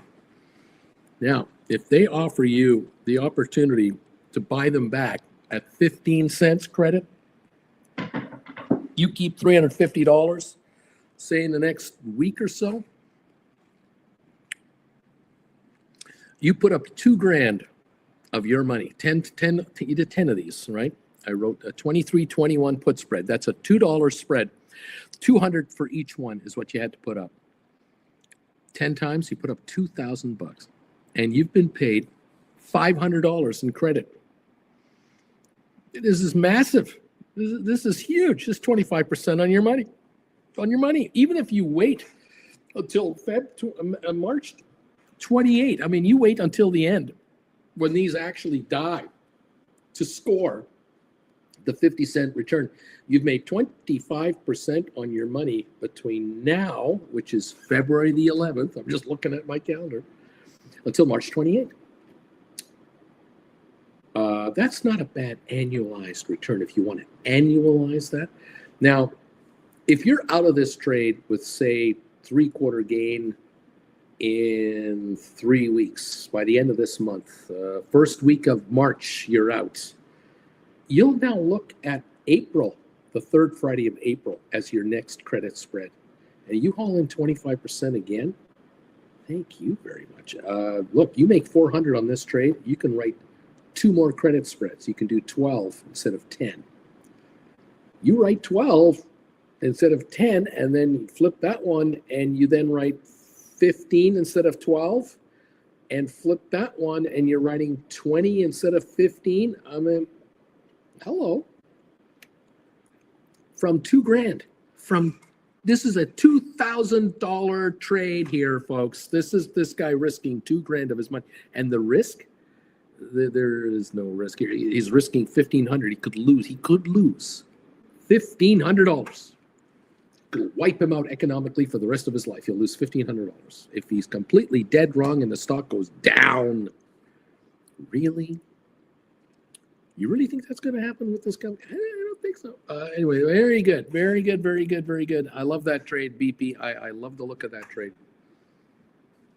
Cheers from over here. For those of you out there with, you know, you got 5 or 10 grand and you found this channel going, I don't think I can do these option rights because I need like $50,000. This guy, Uncle Bruce, and he's high enders here. They're way bigger than I am. I'm better off using my $3,000, $4,000, $5,000 to gamble to buy $5 stock and hope it goes to $6, or I would be gambling buying call options and I'll buy $1.20 for them and hope they go to $2.20. Really, why not look at this little trade right here? You got $4,000. You can do 20 of these positions. You just hauled in $1,000. If you clear $750 on this $1,000 credit spread, I'm just saying, you can waltz your little butt into Costco or Walmart, go to the TV department, and go shopping for a $750 television. And you tell me, is that sucker going to be less than 55 inches in size? I don't think so. I think you're going to be in a 65-inch TV for $750. Did you ever think, first of all, that a 65-inch television would be under $1,000? And two, did you ever think that having $4,000 and making $1,000 on it, or making $750 on it in like a month, was ever possible on an option strategy? Welcome to the party, pal. You got 20, 30 grand lying around? You want to quit your day job? You got 20, 30, 40, 50,000 bucks in assets that are tied up in ETFs and are tied up in long-term investment certificates, or you're trying to get a 4% dividend yield on $40,000 because someday you're going to retire on this? What? Why don't you take 25% cash return up front and look at a trade like that? $2 spread and making 25% return. What? Humongous. And if you net out 20 of the 25% in a month from now, do that every month for a year. You tell me what your 20, 30, 40 grand is going to be worth. You're not going to be working very long. You're really not going to be working very long. If you can pull in a 20% return on $40,000, that is $8,000 in a month. That's $100,000 a year if you just do the same trade over and over again and don't add to the size of the trade by compounding. Don't believe me? Don't believe me. Open up a practice account and do that trade. And I ask you whether or not this individual is going to make any money on this whatsoever. And could that be you? Just wondering. BP, hey, thanks, Uncle Bruce. My only thoughts were, I'm holding these 10 contracts over GameStop earnings March 25, but the risk is only $1,500. And is the stock going to go down?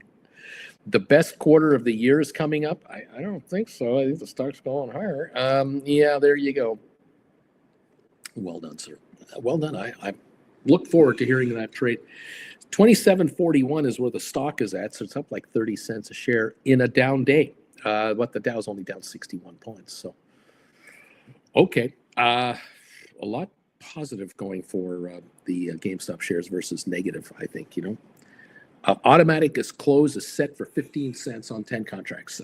So I'm going to make $3.50 if I get an automatic buyout. If I get taken out with that trade, thank you very much. And you can do that. Depending on your broker, you can pre-enter your closing transaction, where in this case, BP is saying if the credit spread can be closed where the cost to me is 15 cents, I'm out of here. And I just set it and forget it. You don't have to sit there and worry about when to enter the buy order, close this thing out. It's already in. It's in. It's pre-programmed at 15 cents. And so in your brain, this thing shuts down. I've made $3.50 on $2,000. Thank you very much. That's a nice return on your money. I don't care what anyone says out there. Remember this. In the last 2 years, the S&P 500 returned 25% a year for 2 years in a row. Okay? This trade with a $3.50 profit returns 17.5% within about a month. He's got 11 more months to make 7.5% more to equal the entire year in the S&P 500 for the last 2 years in a row. Do you think that it's going to take him that long? Really? Welcome to the party, pal. This is the option writing business. BP is a casino. He's taking in 500. He has the money in his account, cash. He can earn daily interest on that money while he waits to close this trade out. This is a $2,000 transaction. That's all this is. It's not 20,000. It's not 100,000. It's not $1 million. It's $2,000. So what's your comfort level? Is your comfort level $6,000 on a trade like this? Set this thing up and clear 1,000. Is it 1,050? Are you comfortable with that? Is that okay if you make that in the next 2-3 weeks? 1,050 on $6,000. Will that go anywhere in your life towards making your life financially easier? 1,000 in a month. Hey, $1,000 is $1,000. You want to work for somebody part-time to make $1,000 after tax on top of the full-time job you have already? Have you thought of the math? I bet you have. You sat there and over the years and thought, well, I make so much a year doing this job. If I can do a part-time job, I get $15 an hour. The problem with that is that it's added to the income I'm already at, and so my tax bracket will go higher. The tax I pay on that 15 an hour on top of the tax I'm paying on whatever an hour I'm getting now for my full-time job, I might only clear $10 an hour if I work for 15 an hour. So to get $1,000, I got to work 100 hours. That's 25 hours a week part-time. How the hell am I going to do that? 25 hours a week part-time on top of my full-time job? Where's that coming from? How am I going to do this? That's how you stay poor. And that's how America stays poor. Works their butt off and gets nowhere. Yeah, welcome to that party, pal. Let's get the hell out of here. Let's not be in that party. Okay, let's not go to that party. I don't like those people. There you go. Thank you for joining me today, kids. I just want you to get richer. It's nothing personal. I don't hate you. I love you. Thank you, all of you who have joined us as subscribers. Those of you who have become members of this channel. Thank you for those of you kind enough and willing to hit the thumbs up button every day without question. Thank you again and again and again. 170 of them here, roughly. 170 thumbs ups. Thank you for that. 198 people still watching this, old man. Thank you for following the Homeless Canadian. Thank you for joining in on our poll question of the day. 224 votes. 59% of you are saying yes, Bruce. This GameStop is going to $50. If they have anything to do with MSTR, it's a $50 stock very quickly. We're up 28 cents, 27.40.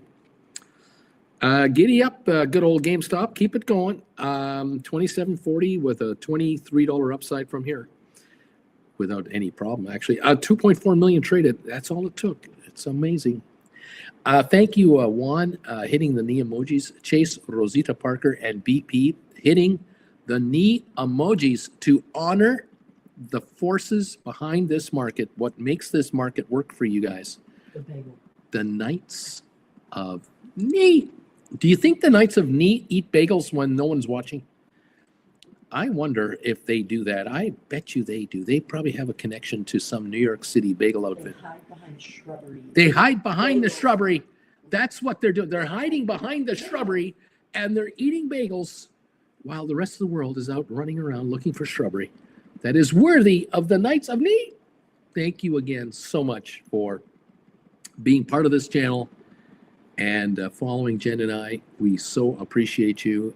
Thank you to the Big E, who always puts a zzz at the end of the knee emojis. Thank you so much for that.